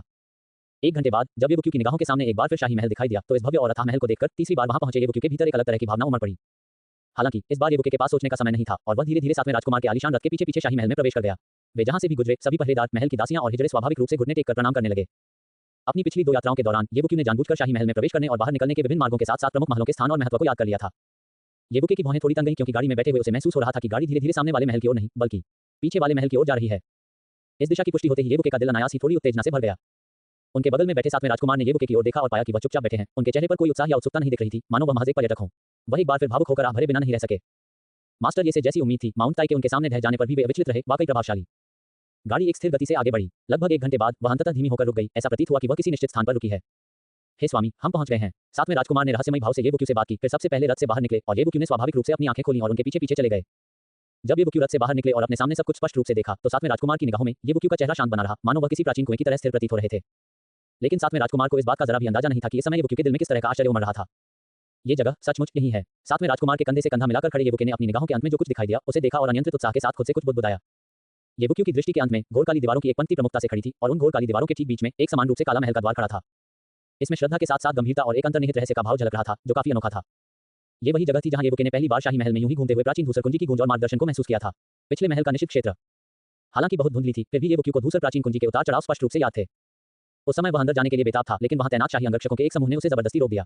अगर उसके पास राजकुमारी शेन्यू का चिन्ह न होता तो उसे लगभग बेरहमी से मौत की सजा दे दी जाती। ये सचमुच ऐसा है, किसी चीज को ढूंढने के लिए बहुत मेहनत करना और फिर उसे सहजता से पा लेना। सुनसान और अंधेरे में डूबे महल के द्वार को देखकर और फिर सातवें राजकुमार को देखकर जो उस अंधेरे महल के द्वार को ही निहार रहा था, येबुक्यू का दिल इस समय एक अजीबोगरीब जटिल भावना से भर गया। अध्याय 3462 भय। इससे पहले वह इस बात पर विचार कर रहा था कि सातवें राजकुमार से इस तरह का अनुरोध तर्कसंगत और स्वाभाविक तरीके से कैसे किया जाए, लेकिन उसने कभी उम्मीद नहीं की थी कि सातवें राजकुमार वास्तव में उसे यहाँ ले आएंगे। ऐसे में तो यह वाकई एक शानदार उपहार है। येबुक्यू का दिल आश्चर्य और उत्साह से भर गया। हालांकि जैसे जैसे उसका दिल और अधिक उत्तेजित होता गया, उसका चेहरा शांत होता गया। इस क्षण उसने थोड़ी सी समझदारी का भाव भी दिखाया। सातवें राजकुमार की ओर सिर घुमाकर कहा, महाराज, मैं एक बार गलती से यहाँ आ गया था। ओह, सातवें राजकुमार ने तुरंत ही जिज्ञासा भरी अभिव्यक्ति दिखाई। येबुक्यू ने कुछ भी नहीं छिपाया और सातवें राजकुमार को पहले हुई सारी घटना बता दी। देखते ही देखते सातवें राजकुमार जोर से हंस पड़े। तो बात यह है ग्रैंड मास्टर, ये उस समय आपकी किस्मत वाकई बहुत अच्छी थी। अगर नौवीं राजकुमारी का प्रतीक चिन्ह उनकी विजयी वापसी और आपका जानबूझकर अतिक्रमण न करना न होता तो यहाँ तैनात शाही रक्षक नौवीं राजकुमारी के सम्मान में कार्रवाई न करते, वरना आप वाकई बहुत बड़ी मुसीबत खड़ी कर सकते थे। आखिरकार यहाँ तैनात शाही रक्षकों के पास पहले फांसी देने और बाद में रिपोर्ट करने का अधिकार है। किसी भी घुसपैठिए को बिना दया के मार डाला जाएगा और नौवीं राजकुमारी भी प्रवेश के लिए योग्य नहीं है। सातवें राजकुमार ने मुस्कुराते हुए कहा। येबुक्यू ने धीरे से सिर हिलाया और उचित समय पर उनके चेहरे पर हैरानी का भाव आ गया और उन्होंने कहा, क्या महारानी भी यहाँ प्रवेश करने के योग्य नहीं है? महाराज, आखिर यह जगह क्या है? हे ग्रैंड मास्टर, ये मैंने अभी कहा था कि मेरे निजी संग्रह में ऐसा कोई उपहार नहीं है जो आपके प्रति मेरी कृतज्ञता को पर्याप्त रूप से व्यक्त कर सके, लेकिन मेरे पीछे संपूर्ण दिव्य वन्य वंश है और यह स्थान हमारे शाही परिवार का खजाना है। आप इसे दिव्य वन्य खजाने का नाम दे सकते हैं। महल के अंधेरे द्वार के पीछे महल के धुंधले से दिखाई देने वाले कोने को देखते हुए सातवें राजकुमार ने अपने स्वर में सूक्ष्म गर्व का भाव लिए कहा, दिव्य वन्य क्षेत्र का खजाना। महल के भीतरी हिस्से का तथाकथित निश्चित क्षेत्र वास्तव में दिव्य वन्य क्षेत्र का खजाना निकला। इस क्षण येबुक्यू को आखिरकार पूरी तरह से समझ में आ गया कि यहाँ के गार्ड इतने सख्त क्यों थे, यहाँ तक कि उनके पास पहले फांसी देने और बाद में रिपोर्ट करने की शक्ति भी थी। क्योंकि खजाना नाम से सम्मानित होने का स्वाभाविक अर्थ यह था कि दिव्य वन्य परिवार के सभी खजाने यहाँ एकत्र और संग्रहित किए गए थे और इसलिए उन्हें कड़ी सुरक्षा की आवश्यकता थी। राजपरिवार में पिताजी के अलावा केवल मेरे तीसरे भाई और मैं ही प्रवेश के योग्य हैं। हालांकि मेरे तीसरे भाई और मैं भी साल में केवल 2 बार ही प्रवेश कर सकते हैं। ये सुनकर येबुक्यू भला कैसे नहीं समझ पाता। सातवें राजकुमार ने वास्तव में यहाँ बहुत प्रयास किया था और उसे उपहार के रूप में सीधे दिव्य वन्य भंडार में ले आए थे। आइए ग्रैंड मास्टर, ये हम साथ साथ अंदर चलें। बिना किसी देरी के सातवें राजकुमार ने आगे बढ़कर दिव्य वन्य खजाने के प्रवेश द्वार यानी अंधेरे महल के द्वार की ओर कूच किया। येबुक्यू की आंखों में हल्की सी चमक आई और वह तुरंत उसके पीछे चल पड़ा। धीरे धीरे अंधेरे महल के द्वार की ओर बढ़ते हुए जब दूरी 100 फीट से भी कम रह गई थी, तभी येबुक्यू की आंखों की गहराई में अचानक एक तेज रोशनी चमक उठी। आदिम यान रिंग के अंदर शांत और मौन रहने वाली धूसर प्राचीन कुंजी अब एक हल्की सी हलचल और मार्गदर्शन दिखा रही थी, बिल्कुल वैसा ही एहसास जैसा उसे पहले हो रहा था। जैसे जैसे वे महल के अंधेरे द्वार के करीब पहुंचते गए, धूसर रंग की प्राचीन चाबी का कंपन उतना ही तेज होता गया। 50 फीट के बाद येबुक्यू को अच्छी तरह याद था कि पिछली बार इसी दूरी पर स्वर्ग के आदेश के मार्शल गॉड कवच में शाही रक्षकों ने तुरंत आगे बढ़कर उसे रोक दिया था। Whoosh whoosh whoosh. अगले ही पल उस विशाल अंधेरी दीवार से स्वर्ग के आदेश के मार्शल गॉड कवच पहने लंबे लंबे व्यक्ति, जिनके शरीर प्रचंड तारकीय शक्ति से घिरे हुए थे, एक के बाद एक प्रकट हुए। एक ठंडी भयावह कठोर आभा तुरंत वातावरण में फैल गई, जिससे लोग विस्मय से भर गए। कुछ ही देर में महल के अंधेरे द्वार के सामने सुनहरे कवच में लिपटा एक शक्तिशाली व्यक्ति अचानक प्रकट हुआ। यह शाही रक्षकों के इस समूह का नेता था, एक स्वर्णिम मानव देवता जिसने पहले येबुक्यू को रोका था। हालांकि गोल्डन ह्यूमन गॉड लीडर जिसने उस समय येबुक्यू को भयभीत कर दिया था, अब उसकी नजरों में कोई खतरा नहीं था। लेकिन इस बार प्रकट हुए शाही रक्षकों ने अपनी लंबी तलवारें नहीं निकाली। इसके बजाय वे सभी एक घुटने पर बैठ गए और आगे बढ़ते हुए सातवें राजकुमार के सामने सिर झुकाया। आपके विनम्र सेवकों की ओर से सातवें राजकुमार महामहिम को प्रणाम। एक सुस्पष्ट और सम्मानजनक आवाज गूंजी जो चारों दिशाओं में फैल गई। उठो, इस वर्ष का कोटा अभी तक उपयोग नहीं हुआ है। आज ये राजकुमार मार्क्विस तियानदान को एक बार फिर राजकोष में लाना चाहता है। सातवें राजकुमार ने उदासीनता से बात की और उनके भावों में एक प्रभावशाली कुलीनता झलक रही थी। हम महाराज के आदेश का पालन करते हैं, तुरंत द्वार खोलो। सुनहरे कवच में सजे शक्तिशाली व्यक्ति ने तुरंत आदरपूर्वक आदेश को स्वीकार किया और भीतर की ओर चिल्लाया। गड़गड़ाहट। अगले ही पल कसकर बंद किया हुआ अंधेरा महल का द्वार धीरे धीरे अंदर से बाहर की ओर खुल गया और सुनहरे कवच में लिपटा शक्तिशाली व्यक्ति सम्मानपूर्वक एक तरफ हट गया, जिससे रास्ता साफ हो गया। कुछ ही देर में महल का अंधेरा द्वार पूरी तरह खुल गया, जिससे एक मार्ग दिखाई देने लगा। उस गलियारे के भीतर से एक प्राचीन और विशाल आभा अंदर से बाहर की ओर प्रवाहित हो रही थी। यह एक सुरक्षात्मक प्रतिबंध का आभास था। येबुक्यू ने इसे तुरंत पहचान लिया। आइए ग्रैंड मास्टर, ये हम साथ साथ अंदर चलें। सातवें राजकुमार ने मुस्कुराते हुए कहा, फिर परिचित मार्ग से होते हुए अंधेरे महल के द्वार की ओर आगे बढ़े। येबुक्यू भी स्वाभाविक रूप से उसी ओर चल पड़ा। हालांकि उसका चेहरा भावहीन था, लेकिन उसका दिल लगातार थोड़ा धड़क रहा था। सुनहरे कवच में लिपटा हुआ शक्तिशाली व्यक्ति जो एक तरफ हट गया था, अत्यंत सम्मानजनक था, लेकिन जब उसने येबुक्यू के चेहरे को अपने पास से गुजरते हुए देखा तो उसकी लौह रक्त वाली बाघ जैसी आंखें तुरंत थोड़ी सिकुड़ गईं। स्पष्टतः उन्होंने येबुक्यू को पहचान लिया। क्या वह वही मार्क्विस तियानदान है जो अब प्रसिद्ध हैं, जिन्हें महामहिम द्वारा मार्क्विस की उपाधि से सम्मानित किया गया है और जिन्होंने अभी राजमहल की लड़ाई में सातवें राजकुमार को जीत दिलाने में मदद की और स्वयं राजमहल के 12 ड्रैगनों में से एक तियानमिन को मार डाला। सुनहरे कवच में लिपटा वह शक्तिशाली व्यक्ति बेहद हैरान था और उसे शांत होना मुश्किल लग रहा था। सोचो वो कितना शक्तिशाली और असाधारण व्यक्ति है। अच्छा हुआ कि मैंने पिछली बार महारानी शेन्यू के सम्मान में कोई कार्रवाई नहीं की, वरना अगर मैंने उसे पकड़ भी लिया होता तो मुझे डर है कि मैं कब का मर चुका होता। एक क्षण के लिए सुनहरे कवच में सजे उस शक्तिशाली व्यक्ति के हृदय में भी कुछ देर के लिए दबी हुई आशंका का भाव उत्पन्न हुआ। गड़गड़ाहट। और जब सातवें राजकुमार और येबुक्यू की आकृतियां धीरे धीरे मार्ग में गायब हो गईं और पूरी तरह से दिव्य वन्य खजाने में प्रवेश कर गईं, तो अंधेरा महल का द्वार धीरे धीरे एक बार फिर बंद हो गया और सभी शाही रक्षकों की आकृतियां भी एक बार फिर गायब हो गईं। यहाँ एक बार फिर सन्नाटा छा गया। अध्याय 3463 यहीं पर जैसे ही येवुके और सातवें राजकुमार ने शाही महल के दूसरे हिस्से गानलू महल में स्थित दिव्य वन्य खजाने के भंडार में प्रवेश किया, महामहिम को सूचित किया जाता है कि अभी अभी समाचार प्राप्त हुआ है कि सातवें राजकुमार ने माँ क्रिस्टियानदान के साथ खजाने की तिजोरी में प्रवेश किया है। लटकते हुए मोती के पर्दे के सामने हिजड़ा लैन ने सिर झुकाकर सम्मानपूर्वक प्रणाम किया, जबकि पर्दे के पीछे दिव्य वन्य सम्राट चुपचाप बैठे थे। उनकी राजसी और दबंग आंखें चमक रही थीं। महामहिम, दरबार में किसी ने एक याचिका प्रस्तुत की है जिसमें आपसे विनम्रतापूर्वक अनुरोध किया गया है कि येवुके को सम्राट को धोखा देने के लिए दंडित किया जाए। उन पर अपनी असली पहचान छिपाने और सिंहासन को धोखा देने का आरोप लगाया गया है। वे आशा करते हैं कि आप माँ क्रिस्टियानदान को उनकी उपाधि से वंचित कर देंगे और उन्हें मृत्युदंड देंगे। दिव्य वन्य सम्राट के निजी हिजड़े के रूप में हिजड़ा लैन ने निष्ठापूर्वक अपने कर्तव्यों और जिम्मेदारियों को पूरा किया, सभी समाचारों को तुरंत और सटीक रूप से दिव्य वन्य सम्राट तक पहुंचाया और उनके निर्णय की प्रतीक्षा की। हॉल में सन्नाटा पसरा हुआ था। मोती के पर्दे के पीछे मौजूद दिव्य वन्य सम्राट ने कुछ नहीं कहा, बल्कि तटस्थ भाव से चुपचाप बैठे रहे, मानो वे गहन चिंतन में लीन हो। हिजड़ा लैन भी एक मूर्ति की तरह स्थिर खड़ा रहा। माँ क्रिस्टियानदान से उसका खिताब छीन लिया जाए। क्या ये तीसरे राजकुमार के गुट का कोई व्यक्ति है? काफी देर बाद दिव्य वन्य सम्राट की आवाज अंततः मोती के पर्दे के पीछे से आई, बहुत शांत, बिना किसी भावना या क्रोध के। महामहिम को रिपोर्ट कर रहा हूँ। जी हाँ, हिजड़ा लैन ने तुरंत आदरपूर्वक उत्तर दिया। हे, ये माँ क्रिस्टियानदान सचमुच असाधारण है। न केवल वे एक असाधारण रसायनज्ञ हैं, बल्कि उनकी अपनी शक्ति भी बेहद जबरदस्त है। उन्होंने राजमहल के 12 ड्रैगनों में से एक को भी मार डाला। राजमहल में इतने दिलचस्प युवक को देखे हुए कितना समय हो गया है? दिव्य वन्य सम्राट ने अचानक हल्की सी मुस्कान दी। येवुके द्वारा अपनी असली पहचान छिपाने पर उनके लहजे में कोई गुस्सा नहीं झलक रहा था। माँ क्रिस्टियानदान अकेले ही पूरे हॉल ऑफ एक्सेंट्रिक से कहीं अधिक शक्तिशाली हैं, इसलिए तीसरे राजकुमार की चिंता कोई आश्चर्य की बात नहीं है। हालांकि सातवें राजकुमार पिछले कुछ वर्षों से मुश्किलों में घिरे हुए थे। अब माँ क्रिस्टियानदान के आगमन से उन्होंने इस हवेली हॉल प्रतियोगिता में एक बड़ी जीत हासिल की है, जिससे उनकी पिछली गिरावट दूर हो गई है। इससे चीजें और भी दिलचस्प हो जाती हैं। आदेश जारी करें, माँ क्रिस्टियानदान के खिलाफ महाभियोग लगाने वाले सभी ज्ञापनों को रोक दिया जाए और अस्थायी रूप से अनदेखा किया जाए। महाराज के आदेशानुसार हिजड़ा लैन ने तुरंत पुनः उत्तर दिया। मेरे नीचे केवल एक ही सीट खाली है, बिना संघर्ष किए कोई उस तक कैसे पहुंच सकता है? उन्हें लड़ने दो, मैं तो इसका बेसब्री से इंतजार कर रहा हूं। मोती के पर्दे के पीछे दिव्य वन्य सम्राट स्वयं से बुदबुदा रहे थे। उनकी दबंग आंखों की गहराई में एक स्पष्ट अर्थ की झलक दिखाई दे रही थी। हालांकि अगले ही पल उन आंखों में अचानक एक गहरा अंधेरा छा गया, मानो वे कुछ मुरझा गई हों। लेकिन यहां तक कि हिजड़ा लैन ने भी इस बात पर ध्यान नहीं दिया। तुम जा सकते हो। किन्नर लैन ने तुरंत झुककर प्रणाम किया और गानलू महल से चला गया। कुछ ही देर में गनलू महल में एकदम सन्नाटा छा गया और मोती के पर्दे के पीछे बैठे दिव्य वन्य सम्राट भी किसी अज्ञात समय में गायब हो गए। Dot dot dot dot dot dot तो यह है दिव्य वन्य वंश का खजाना। जैसे ही येवुके गलियारे के अंत से बाहर निकला, उसकी दृष्टि अचानक उज्जवल हो गई, मानो वह एक दुनिया से दूसरी दुनिया में प्रवेश कर गया हो। उसी समय प्रतिबंधात्मक उतार चढ़ाव की एक विशाल लहर, जो गलियारे में प्रवेश करने के समय की तुलना में कहीं अधिक तीव्र थी, उसकी ओर उमड़ पड़ी। उसकी निगाहों के अंत में महल दिखाई देने लगे, जो एक व्यवस्थित ढंग से बिखरे हुए थे। उनमें से अधिकांश प्राचीन थे और विशेष रूप से भव्य नहीं थे, लेकिन प्रत्येक कक्ष से एक प्राचीन जर्जर आभा निकल रही थी, मानो वह अविश्वसनीय रूप से लंबे समय से वहां खड़ा हो। भनभनाहट लगभग हर हॉल में हल्की प्रतिबंधात्मक रोशनी छाई हुई थी। ये प्रतिबंध स्पष्ट रूप से बहुत शक्तिशाली थे। असाधारण आत्मासंत के रूप में येवुके की अंतर्दृष्टि ने तुरंत महसूस किया कि अपनी वर्तमान शक्ति के साथ भी इनमें से किसी भी हॉल में जबरदस्ती प्रवेश करने का प्रयास पूरी तरह से व्यर्थ होगा।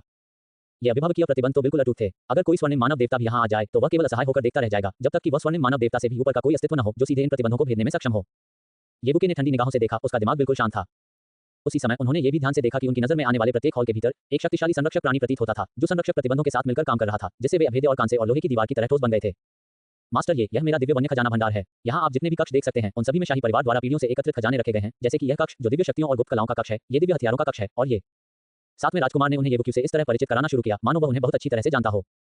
स्पष्ट रूप से सातवें राजकुमार के सन की लोगों का महल इस दिव्य वन्य खजाने के भंडार की संरचना की नकल करने के लिए बनाया गया था, जिसमें कई लेआउट लगभग समान हैं। येवुके चुपचाप सुनता हुआ प्रतीत हो रहा था, लेकिन उसका ध्यान और मन पहले ही एक विशेष दिशा में केंद्रित हो चुका था, या सटीक कहें तो उस दिशा के बिल्कुल अंत में स्थित एक भव्य हॉल तक। क्योंकि जब से येवुके इस खजाने की तिजोरी में आया था, तब से उसे अपनी प्राइमल यांग रिंग के भीतर मौजूद दूसरे प्राचीन कुंजी में तीव्र उतार चढ़ाव और कंपन महसूस हो रहा था। ये पहले से कहीं अधिक मजबूत था। इसमें वहां जाने की एक गहरी लालसा, एक बेताब इच्छा भी झलक रही थी। इस समय येवुके के दिल में भी थोड़ी उत्तेजना थी। वह जानता था कि जिस अंतिम गंतव्य की ओर वह प्राचीन धूसर कुंजी इशारा कर रही थी और जिसके साथ वह तब से प्रतिध्वनित हो रही थी जब से उसने बाह्य स्वर्ग में प्रवेश किया था और नौ विपत्ति घाटी से बाहर निकला था, वह अंततः उस भव्य हॉल के भीतर पहुंच गया था। येवुके के दिल में भी गहरी उम्मीद की लहर दौड़ गई। मास्टर, ये टोकन आपके लिए है। तभी सातवें राजकुमार ने येवुके को दिव्य वन्य खजाने के भंडार की सामान्य रूपरेखा के बारे में संक्षेप में बताना समाप्त किया और फिर एक चांदी का उत्तम और शानदार प्रतीक चिन्ह निकालकर येवुके को सौंप दिया। इस चांदी के टोकन पर 7 के लिए एक प्राचीन अक्षर उकेरा गया था और यह हल्की रोशनी से जगमगा रहा था, जो देखने में उस टोकन से बहुत अलग नहीं था जो देवी महारानी योजी ने पहले येवुके को दिया था। हे गुरु, इस टोकन के साथ आप संपूर्ण दिव्य वन्य खजाने में से 2 वस्तुएं स्वतंत्र रूप से चुन सकते हैं। चाहे वह दिव्य क्षमताएं हों, गुप्त कलाएं हों, दिव्य हथियार हों, दुर्लभ खजाने हों, आदि जो कुछ भी आप चाहें, आप प्राप्त कर सकते हैं। हे, आप आराम से चुन सकते हैं, जल्दी करने की कोई जरूरत नहीं है। आज आप पूरे दिव्य वन्य खजाने के भंडार में स्वतंत्र रूप से घूम सकते हैं, लेकिन याद रखें, एक बार आपने अपना चुनाव कर लिया तो आप वापस नहीं जा सकते या उसे बदल नहीं सकते। धीरे से सिर हिलाते हुए येवुके ने सातवें राजकुमार द्वारा दिए गए टोकन को स्वीकार कर लिया और साथ ही सातवें राजकुमार की उदारता के लिए थोड़ी प्रशंसा भी महसूस की।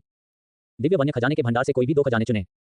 सातवें राजकुमार सचमुच उदार और खुले दिल के थे। ठीक है, तो मास्टर, ये आप निश्चिंत रहें, मैं पहले दूसरी तरफ जाकर देख लेता हूँ। बोलते ही सातवें राजकुमार ने एक रहस्यमयी मुस्कान दी और दिव्य वन्य खजाने के भंडार में दूसरी दिशा की ओर सीधे चल दिए, जहां उन्हें एक द्वार दिखाई दिया। सातवां राजकुमार पलक झपकते ही गायब हो गया।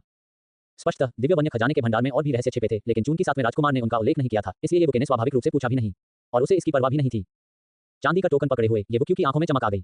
बिना किसी झिझक के वह सीधे अपने प्राइमल यांग रिंग के भीतर मौजूद दूसरे प्राचीन कुंजी से उत्पन्न तीव्र संवेदना का अनुसरण करते हुए उस भव्य हॉल की ओर चल पड़ा। कुछ क्षण बाद जब येवुके रुका तो उसने अपने सामने प्रकट हुए भव्य हॉल की ओर देखा। सभी चीजों का हॉल, पट्टिका पर अंकित 4 प्राचीन अक्षर विशेष रूप से आकर्षक थे। बस यही है, कोई गलती नहीं। इस समय आदिम यांग रिंग के भीतर स्थित दूसरे प्राचीन कुंजी के उतार चढ़ाव अपने चरम पर पहुंच गए थे, मानो वे बाहर निकलने ही वाले हों। एक गहरी सांस लेते हुए येवुके सातवें राजकुमार द्वारा दिए गए चांदी के प्रतीक को पकड़े हुए आगे बढ़े और सीधे सर्व सामग्री के हॉल के धुंधले विशाल द्वार की ओर चल पड़े। अध्याय 3464 मनोकामना पूरी होना। सभी चीजों का हॉल। साथ में राजकुमार के परिचय के अनुसार इसमें दिव्य वन्य जीवन के शाही परिवार द्वारा वर्षों से विभिन्न तरीकों से एकत्रित की गई दुर्लभ वस्तुओं का संग्रह है। उदाहरण के लिए कुछ अविश्वसनीय रूप से जटिल यांत्रिक कठपुतलियां और कुछ ऐसी वस्तुएं जो किसी रहस्यमय खंडहर या गुप्त क्षेत्र का मूल होने की बहुत संभावना रखती हैं। इन सभी का एक निश्चित अमूल्य महत्व है, फिर भी वे अत्यधिक कीमती नहीं है। भनभनाहट। जैसे ही येवुके सर्वस्वकला के हॉल की सुरक्षात्मक सीमा के पास पहुंचा, उसके हाथ में मौजूद चांदी के टोकन से निकलने वाली हल्की रोशनी तुरंत फैल गई, जिसने उसे घेर लिया और उसे बिना किसी बाधा के आसानी से सीमा पार करने की अनुमति दी। चरमराहट। येवुके ने धीरे से हॉल ऑफ ऑल थिंग्स के दरवाजे खोले और तुरंत ही उसे ठंडक का एहसास हुआ, साथ ही चंदन की हल्की सी खुशबू भी महसूस हुई। येवुके ने अंदर कदम रखा और पाया कि यह बहुत विशाल और अच्छी रोशनी वाला स्थान था। हालांकि यह शांत था, लेकिन यह बिल्कुल साफ सुथरा प्रतीत हो रहा था। स्पष्टतः इसकी नियमित रूप से सफाई की जाती थी। ये बूढ़ा नौकर मार्क्विस तियानदान का अभिवादन करता है। सर्वप्रधान सभागार की एक दिशा से एक कर्कश प्राचीन आवाज धीरे धीरे सुनाई दी। येवुके ने आवाज का पीछा किया और देखा कि एक बूढ़ा व्यक्ति धूसर चोगा पहने चुपचाप खड़ा है। वह 70 या 80 वर्ष का प्रतीत हो रहा था, काफी वृद्ध था और इस समय उसे थोड़ा झुककर प्रणाम कर रहा था। ये वृद्ध सेवक सर्वधन कक्ष की रखवाली के लिए उत्तरदायी है। चूंकि मार्क्विस तियानदान महामहिम 7वें राजकुमार के साथ आए हैं, इसलिए स्वाभाविक रूप से आपको खजाने से 2 अनमोल वस्तुएं चुनने का अधिकार है। कृपया आगे बढ़ें, मार्क्विस तियानदान। यदि आपके कोई प्रश्न या शंकाएं हो तो आप इस वृद्ध सेवक से पूछ सकते हैं। भूरे रंग का वस्त्र पहने बुजुर्ग व्यक्ति ने सौम्य मुस्कान के साथ बात की और वे बहुत ही मिलनसार प्रतीत हुए। हालांकि येवुके को पता था कि यह बुजुर्ग, जो देखने में ऐसा लग रहा था मानो हवा का एक झोंका ही उसे गिरा सकता है, वास्तव में एक सच्चा स्वर्णिम मानव देवता था। अगर येवुके ने वैध तरीके से प्रवेश नहीं किया होता तो संभवतः उसका सामना एक निर्मम हमले से होता, एक ऐसे अंजाम से होता जिसमें बिना दया के उसकी हत्या कर दी जाती। इसके अलावा दिव्य वन्य खजाने में इस धूसर वस्त्रधारी बुजुर्ग के समान कई आकृतियां मौजूद थीं, जिनमें से प्रत्येक कक्ष में एक थी। येवुके को इस बात से भावनात्मक अनुभूति हुई। संपूर्ण दिव्य वन्य राजसी राजधानी में कुछ अत्यंत महत्वपूर्ण स्थानों पर हमेशा ऐसे वृद्ध व्यक्ति मौजूद रहते थे जो देखने में ऐसे लगते थे मानो उनका एक पैर कब्र में हो, लेकिन वे अविश्वसनीय रूप से शक्तिशाली थे। उदाहरण के लिए साधकों के हॉल के स्वामी, आकाश सिंहासन के स्वामी और दिव्य वन्य खजाने की रक्षा करने वाले ये वृद्ध पुरुष। धन्यवाद। येवुके ने धन्यवाद में सिर हिलाया, फिर आराम से हॉल ऑफ ऑल थिंग्स में घूमने लगे। धूसर वस्त्रधारी बुजुर्ग ने उनका अनुसरण नहीं किया, बल्कि वापस बैठ गए और अपने हाथों को आस्तीनों में डाल लिया। उनकी झुकी हुई पीठ एक पुरानी कुर्सी से टिकी हुई थी और उन्होंने धीरे से अपनी आंखें बंद कर लीं, ऊँघने लगे और थोड़ी देर बाद अपना सिर आगे पीछे हिलाने लगे। येवुके अपने दिल की लालसा को दबाते हुए सर्व साधनों के हॉल में टहल रहा था। हालांकि वह प्राचीन धूसर कुंजी अनुदिश प्रतिध्वनि के स्थान पर पहुंच चुकी थी, फिर भी उसने तुरंत उस दिशा का अनुसरण नहीं किया। आखिरकार एक शो पूरा होना चाहिए। ये पहली बार था जब वह दिव्य वन्य खजाने में प्रवेश कर रहा था। अगर वह बस उसे ढूंढकर ले और चला जाए, मानो उसे पहले से ही सब पता था, तो क्या इससे तुरंत संदेह पैदा नहीं होगा? इसके अलावा भूरे वस्त्रधारी यह बुजुर्ग वहीं मौजूद थे। हालांकि वे ऊँघते हुए प्रतीत हो रहे थे। येवुके को पता था कि सर्वांगीण सभा में पत्तों की हर सरसराहट उनकी अनुभूति में थी, इसलिए येवुके को कोई जल्दी नहीं थी। उनके पास काफी समय था और वे आराम से काम कर सकते थे, जिससे ये स्वाभाविक लगे। हॉल ऑफ ऑल थिंग्स के भीतर लकड़ी की अलमारियों की कतारें भी थीं, जिनमें कई अलमारियों पर विभिन्न प्रकार की विचित्र वस्तुएं प्रदर्शित थीं, जिनमें से प्रत्येक एक अलग रूप में थी। एक नजर में ही येवुके ने कई ऐसी चीजें देखी जो उसने पहले कभी नहीं देखी थी, जिससे उसके मन में थोड़ी सी दिलचस्पी पैदा हुई। समय धीरे धीरे बीतता गया। सर्व साधन कक्ष विशाल था, जिसमें सैकड़ों लकड़ी की अलमारियां थीं। उनमें से केवल आधे का ही भ्रमण करने के बाद येवुके का ज्ञानवर्धन हो गया था और उसने कई रोचक वस्तुएं देख ली थीं। बस काफी है। जैसे ही येवुके ने लोहे के कमल के बीज को वापस लकड़ी के कैबिनेट पर रखा और फिर से खड़ा हुआ, उसकी चमकदार आंखों में एक तेज चमक दिखाई दी। अलमारियों की 107वीं पंक्ति, तीसरी शेल्फ पर आखिरी से दूसरा डिब्बा। सर्वस्वकला के हॉल में प्रवेश करते ही येवुके ने धूसर प्राचीन कुंजी के उतार चढ़ाव के आधार पर प्रतिध्वनित होने वाली वस्तु के स्थान का निर्धारण कर लिया था। अपने हाथों को पीठ के पीछे बांधे हुए वह धीरे धीरे लकड़ी की अलमारियों की 107वीं पंक्ति की ओर बढ़ा। हालांकि उसका चेहरा शांत लग रहा था, येवुके के दिल में उत्साह की लहर दौड़ रही थी। जब वह स्वाभाविक रूप से इस अलमारी के सामने खड़ा हुआ और तीसरी शेल्फ पर आखिरी से दूसरे वाले डिब्बे में रखी वस्तु को स्पष्ट रूप से देखा, तो उसकी निगाहें थोड़ी सिकुड़ गईं। उसने उस डिब्बे के अंदर ईंट के आकार का एक आयताकार बक्सा चुपचाप पड़ा हुआ देखा। ये पूरी तरह से धूसर काला था, सुस्त और नंगा सा दिख रहा था, जिसमें कोई खास विशेषता नहीं थी। एक कदम आगे बढ़ाते हुए येवुके ने धीरे से डिब्बा उठाया। यह उसके हाथ में न तो भारी था और न ही हल्का, लोहे जैसा ठोस और ठंडक का एहसास करा रहा था। इस समय उसकी प्राइमल यांग रिंग के भीतर मौजूद धूसर प्राचीन कुंजी अपने आप ही स्पंदित हो रही थी, बेतहाशा काम रही थी। इस लोहे के बक्से के लिए एक गहरी लालसा से भरी हुई थी, जो उसे याद दिला रही थी कि उसने गलत वस्तु नहीं ली है। बिल्कुल निर्बाध, बिना किसी अंतराल के, ऐसा लगता है मानो ये प्राकृतिक रूप से बना हो। येवुके ने लोहे के बक्से का ध्यानपूर्वक निरीक्षण किया। उनकी दिव्य आत्मशक्ति प्रवाहित हुई और उन्होंने बारीकी से उसकी जांच की, तो पाया कि लोहे का बक्सा पूरी तरह से अक्षुण्ण था, उसमें कोई असामान्य विशेषता नहीं थी। उसने डिब्बे के नीचे दिए गए विवरण पर नजर डाली। हॉल ऑफ ऑल थिंग्स में रखी हर विचित्र वस्तु का ऐसा ही एक सामान्य परिचय दिया गया था। एक विचित्र लोहे का बक्सा जो पानी और आग से अप्रभावित है, बिजली से भी नष्ट नहीं होता। एक बार परम परिपूर्ण स्वर्णिम देव ने इस पर पूरी ताकत से प्रहार किया, फिर भी ये पूरी तरह से सुरक्षित रहा। माना जाता है कि यह किसी विचित्र धातु से बना है।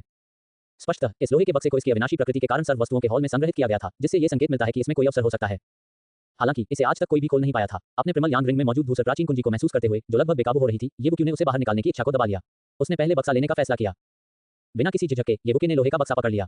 इस यात्रा का उसका मुख्य उद्देश्य पूरा हो चुका था, वह इसे सबसे पहले बाहर निकालेगा। जैसे ही येवुके ने भूरे वस्त्रधारी बुजुर्ग की ओर चलने की तैयारी में एक कदम बढ़ाया, वह एक और कैबिनेट के पास से गुजरते हुए अचानक रुक गया। उस अलमारी के 5वें शेल्फ पर एक डिब्बे को देखते हुए येवुके की आंखों में सुखद आश्चर्य की एक हल्की सी झलक दिखाई दी। उस डिब्बे पर बिल्कुल काला पत्थर शांति से पड़ा हुआ था। आत्मा को दबाने वाला राक्षसी पत्थर। हालांकि यह महारानी शेनयू द्वारा दिए गए उपहार जितना बड़ा नहीं था, फिर भी यह आकार में लगभग 2/3 था। बिना किसी झिझक के येवुके ने सीधे हाथ बढ़ाकर आत्मा को दबाने वाले राक्षसी पत्थर को नीचे उतारा और उसे अपने दूसरे हाथ में थाम लिया। दुनिया के 10 महान विचित्र पत्थरों में से एक होने के नाते इस आत्मा को दबाने वाले राक्षसी पत्थर को स्वाभाविक रूप से सर्व वस्तुओं के हॉल में रखा गया था। अपने बाएं हाथ में लोहे के बक्से और दाएं हाथ में आत्मा को दबाने वाले राक्षसी पत्थर को देखते हुए येवुके की चमकदार आंखों में एक सच्ची खुशी झलक उठी। यह यात्रा काफी फलदायी रही है। उन दोनों वस्तुओं को पकड़े हुए येवुके लकड़ी की अलमारियों की पंक्तियों के बीच से बाहर निकला, तो उसने देखा कि पहले ऊँघ रहे भूरे वस्त्रधारी बुजुर्ग किसी समय फिर से खड़े हो गए थे और मुस्कुराते हुए उसकी ओर देख रहे थे। मार्क्विस, क्या आपने अपना चयन कर लिया है? हाँ, बस ये दोनों। धूसर वस्त्रधारी बुजुर्ग की धुंधली आंखों ने सबसे पहले आत्मा को दबाने वाले राक्षसी पत्थर का अवलोकन किया और उनमें समझदारी का भाव प्रकट हुआ। वह जानते थे कि मार्क्विस तियानदान एक असाधारण रसायनज्ञ थे और स्वाभाविक रूप से आत्मा को दबाने वाले राक्षसी पत्थर को नजरअंदाज नहीं करेंगे। लेकिन जब उसने देखा कि येवुके द्वारा चुनी गई दूसरी वस्तु वह अजीब लोहे का बक्सा थी, तो उसकी निगाहें थोड़ी देर के लिए ठहर गईं, मानो वह आश्चर्यचकित हो गया हो। क्या आप इस फीके भूरे काले रंग के लोहे के बक्से में रुचि रखते हैं? एक असाधारण कीमियागर की सोचने की शैली वास्तव में दूसरों से अलग थी। इस तरह से 2 अवसरों को यूं ही लापरवाही से गंवा देना। हालांकि धूसर वस्त्रधारी बुजुर्ग ने इस पर ज्यादा ध्यान नहीं दिया और मुस्कुराते हुए येवुकी से बात करना जारी रखा। मुझे लगता है कि मार्क्विस को दिव्य वन्य खजाने में प्रवेश करने के नियम पहले से ही पता हैं। एक बार चुने जाने के बाद इसे बदला नहीं जा सकता। क्या मार्क्विस इन 2 चीजों के बारे में निश्चित हैं? निश्चित। अच्छा, कृपया 7वें राजकुमार महामहिम का प्रतीक चिन्ह इस पुराने सेवक मार्क्विस को सौंप दें। येवुकी ने 7वें राजकुमार द्वारा दी गई चांदी की टोकन तुरंत धूसर वस्त्रधारी बुजुर्ग को सौंप दी। धूसर वस्त्रधारी बुजुर्ग ने टोकन को हल्के से पोंछा, मानो किसी बात की पुष्टि की हो, और फिर टोकन येवुकी को लौटा दी। ये बूढ़ा नौकर मार्क्विस को विदाई देता है। धन्यवाद। येवुकी ने टोकन को एक तरफ रख दिया, विनम्रतापूर्वक सिर हिलाया और फिर अपने दाहिने हाथ के एक झटके से अजीब लोहे का बक्सा और आत्मा को दबाने वाला राक्षसी पत्थर गायब हो गए।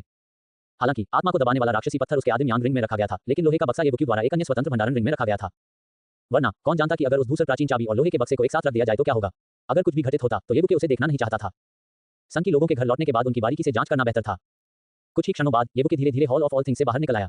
जैसे ही हॉल के दरवाजे उसके पीछे धीरे-धीरे बंद हुए, अपने स्टोरेज रिंग में रखी 2 वस्तुओं, विशेष रूप से उस अजीब लोहे के बक्से को महसूस करते हुए येवुकी की आंखों में एक अनियंत्रित मुस्कान उभर आई। जिस लक्ष्य के लिए वह इतने लंबे समय से प्रयास कर रहा था, वह आखिरकार आज हासिल हो गया। हॉल ऑफ ऑल थिंग्स से बाहर निकलकर और सीढ़ियों से नीचे उतरते हुए येवुकी ने संपूर्ण डिवाइन डेसोलेशन ट्रेजर वॉल्ट के शानदार नजारे को निहारा और खुद को तरोताजा और उच्च मनोबल से भरा हुआ महसूस किया। हालांकि वह उस प्राचीन भूरे रंग की चाबी और उस अजीब लोहे के बक्से के बीच होने वाले परिवर्तनों को तुरंत देखने के लिए काफी उत्सुक था, फिर भी उसे धैर्य रखना पड़ा। सरसरी नजर से देखने पर येवुकी ने पास ही स्थित दिव्य शक्तियों और गुप्त कलाओं के हॉल, दिव्य हथियारों और तीक्ष्ण औजारों के हॉल आदि को देखा। सर्व साधन हॉल के विशाल आकार से यह स्पष्ट था कि इन हॉलों में दिव्य विनाश राजवंश द्वारा वर्षों से विभिन्न स्थानों से एकत्रित संसाधनों का भंडार होगा। हालांकि येवुकी को उनमें कोई खास दिलचस्पी नहीं थी। दैवीय क्षमताएं और गुप्त कलाएं। उनकी वर्तमान सभी दैवीय क्षमताएं और गुप्त कलाएं आश्चर्यजनक रूप से शक्तिशाली थीं, जिनमें से प्रत्येक स्वर्ग और पृथ्वी को हिला देने में सक्षम थी। येवुकी को अपनी मौजूदा दैवीय शक्तियों और गुप्त कलाओं को पूरी तरह से समझने और उनसे भी अधिक शक्ति प्राप्त करने के लिए काफी समय चाहिए होगा। नई शक्तियां सीखना तो उसके बस की बात नहीं होगी। बेशक इसमें 3 सिर और 6 भुजाओं वाली प्राचीन दैवीय शक्ति जैसी वास्तव में अजेय दैवीय शक्तियां शामिल नहीं थीं। हालांकि येवुकी की राय में भले ही दिव्य विनाश राजवंश का लंबा इतिहास रहा हो, खजाने में संग्रहित दैवीय शक्तियां और गुप्त कलाएं ज्यादा से ज्यादा सामान्य ही होंगी। वास्तव में शक्तिशाली शक्तियां तो निस्संदेह शाही विरासत ही होंगी। जहां तक दैवीय हथियारों और धारदार औजारों की बात है, येवुकी को सचमुच विश्वास नहीं था कि डिवाइन डेसोलेशन ट्रेजर वॉल्ट में उसके ग्रेट ड्रैगन हेल्बर्ट से भी अधिक शक्तिशाली कोई दिव्य हथियार होगा। इसलिए येवुकी को इन हॉलों को छोड़ देने का कोई अफसोस नहीं हुआ, क्योंकि उन्हें इनकी जरूरत ही नहीं थी। दिव्य विनाश के खजाने के तहखाने में संभवतः एक गहरा भाग होगा और 7वां राजकुमार अवश्य ही वहां गया होगा। बेहतर होगा कि उसके बाहर आने का इंतजार किया जाए, उसके बाद ही वापस लौटा जाए। चूंकि वह 7वें राजकुमार के साथ आया था, इसलिए येवुकी स्वाभाविक रूप से अकेले नहीं जाएगा। चारों ओर देखते हुए येवुकी ने सहज भाव से टहलना शुरू कर दिया।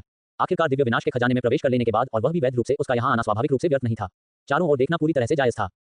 आखिरकार कोई उसे तुरंत चले जाने के लिए नहीं कह रहा था। येवुकी धीरे-धीरे एक के बाद एक हॉल से गुजरते हुए ये गौर कर रहे थे कि पूरा डिवाइन डेसोलेशन ट्रेजर वॉल्ट न केवल विशाल था, बल्कि बहुत ही सावधानीपूर्वक व्यवस्थित भी था, जो किसी भी तरह से अव्यवस्थित नहीं लग रहा था और लोगों को ताजगी का एहसास दे रहा था। ये तो अचानक येवुकी के कदम थम गए और उनकी चमकती निगाहें उनके सामने प्रकट हुए एक हॉल पर घूम पड़ी। पट्टिका पर लिखे 4 बड़े अक्षरों को देखकर उनकी निगाहें थोड़ी सिकुड़ गईं।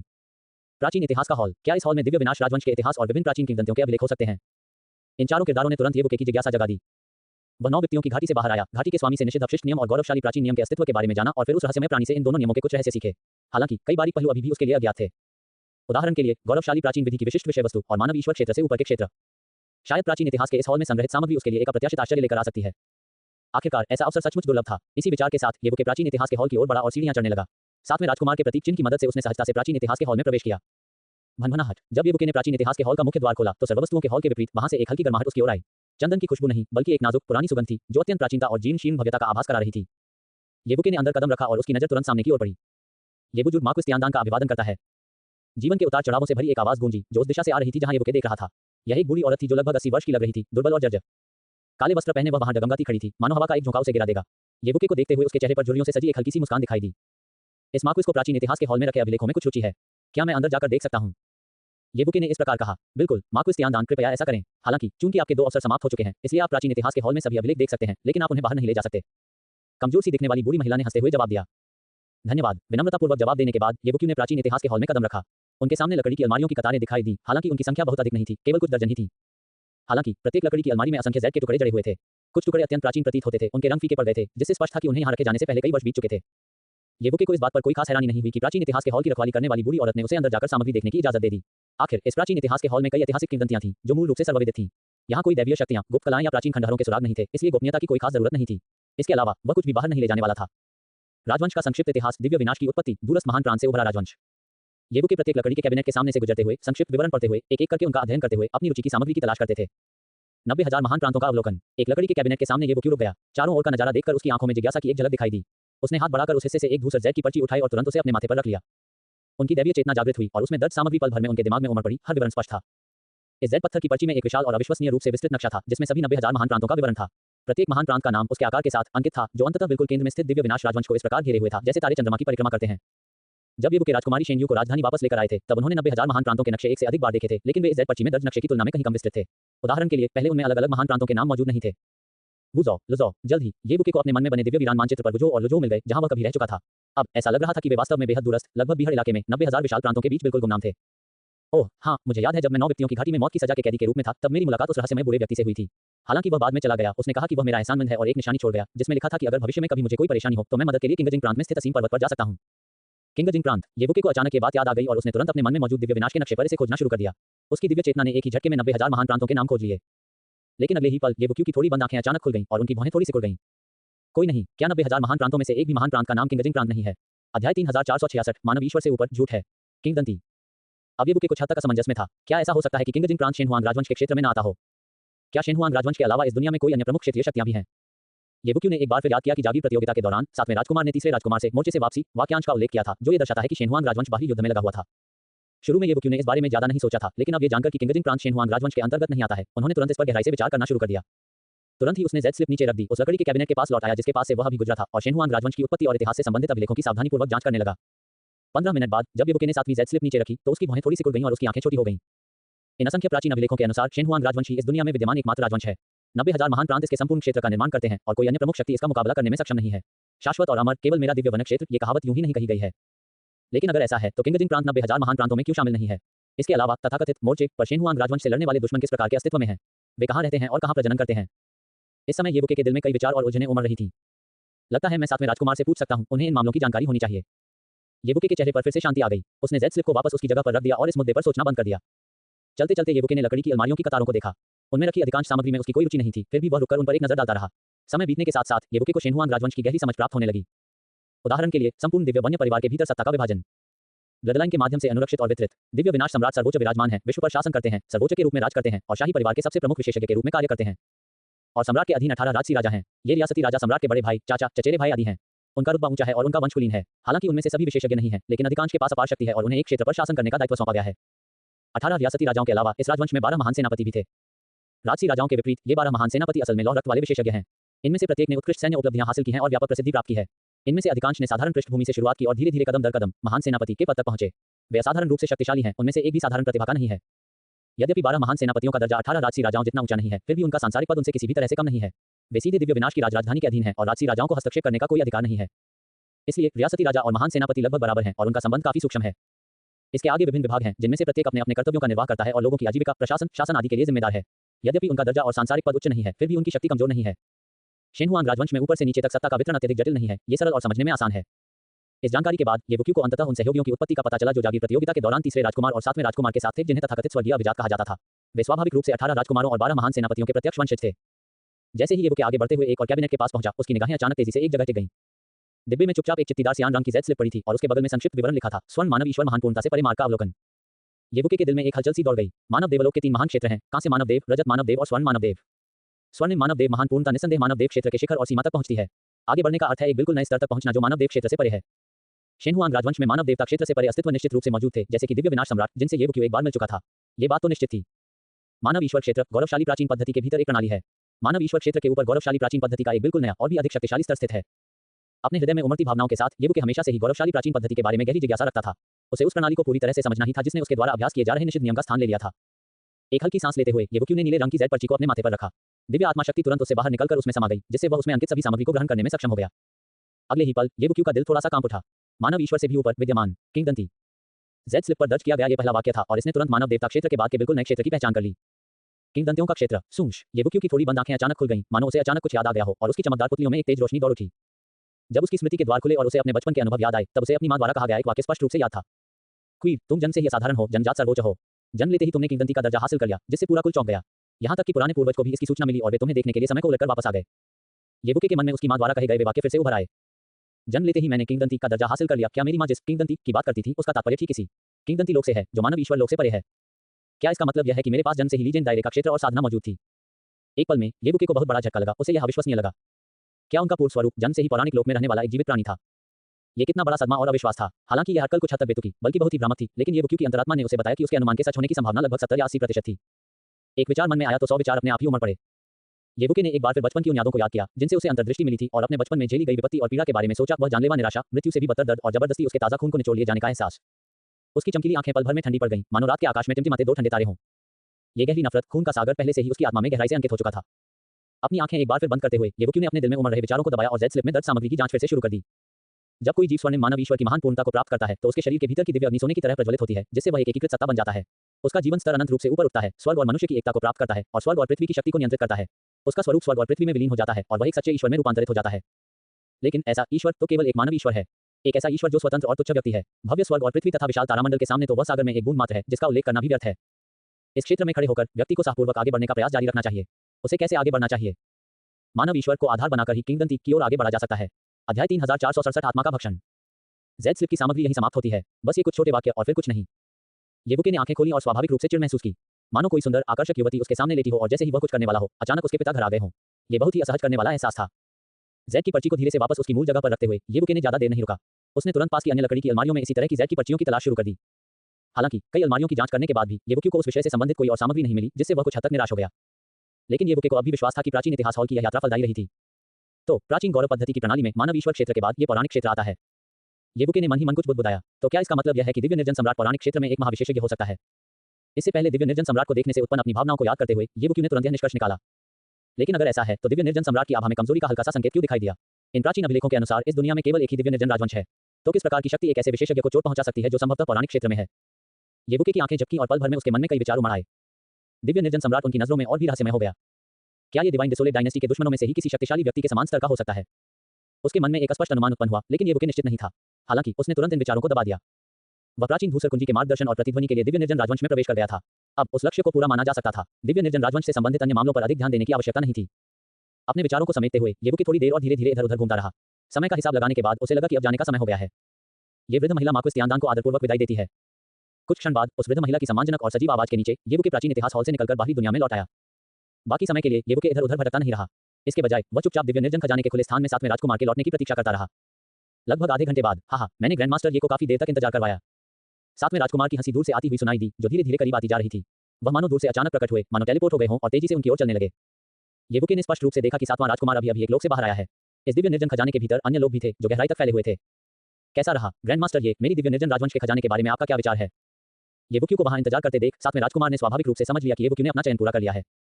एक शानदार दृश्य, सचमुच आंखें खोलने वाला, येवुकी ने हल्की मुस्कान के साथ कहा। उसी समय उन्होंने अपना दाहिना हाथ बढ़ाया और चांदी का टोकन सातवें राजकुमार को सौंप दिया।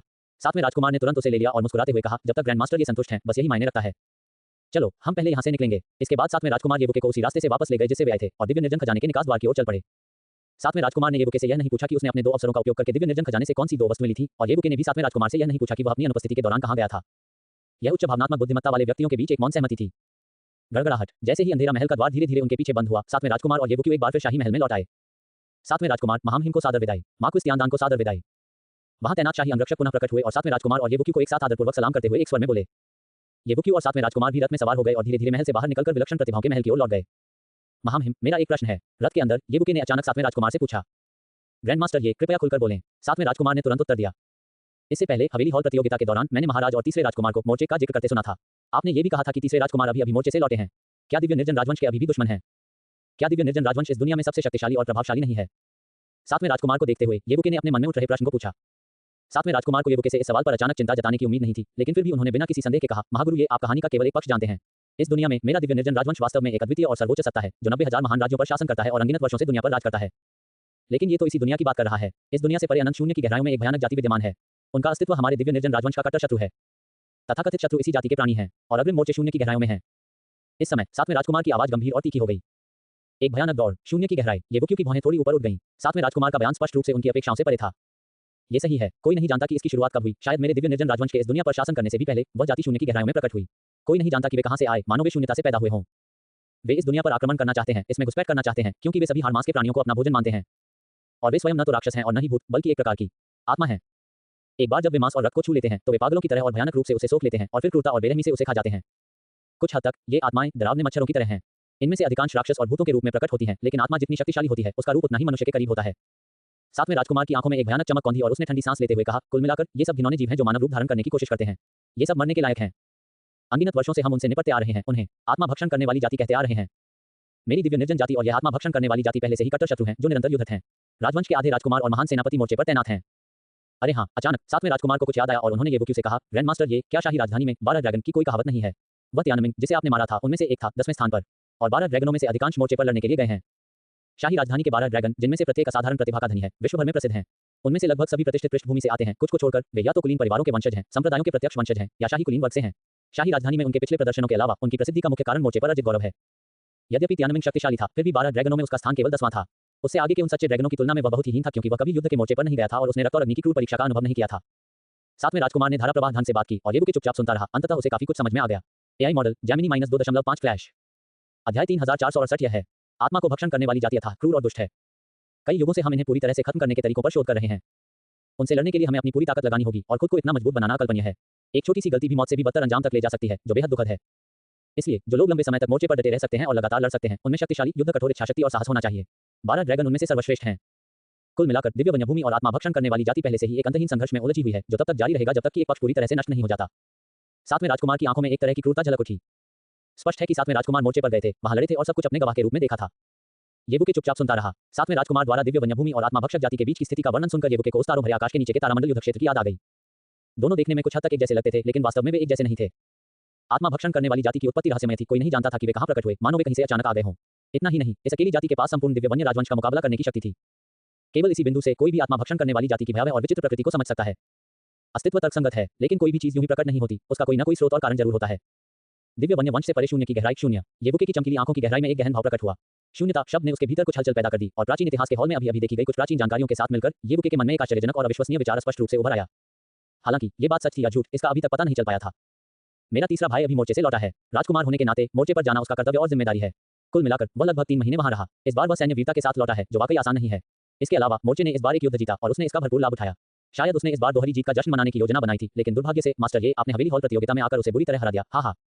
संघ की हवेली की प्रतिष्ठा को बचाने के लिए उसे शायद मोर्चे से वापस लाए गए युद्ध के लूट के सामान का प्रदर्शन करना होगा। इस समय सातवें राजकुमार की चमकीली आंखों में भी एक गहन भाव प्रकट हुआ।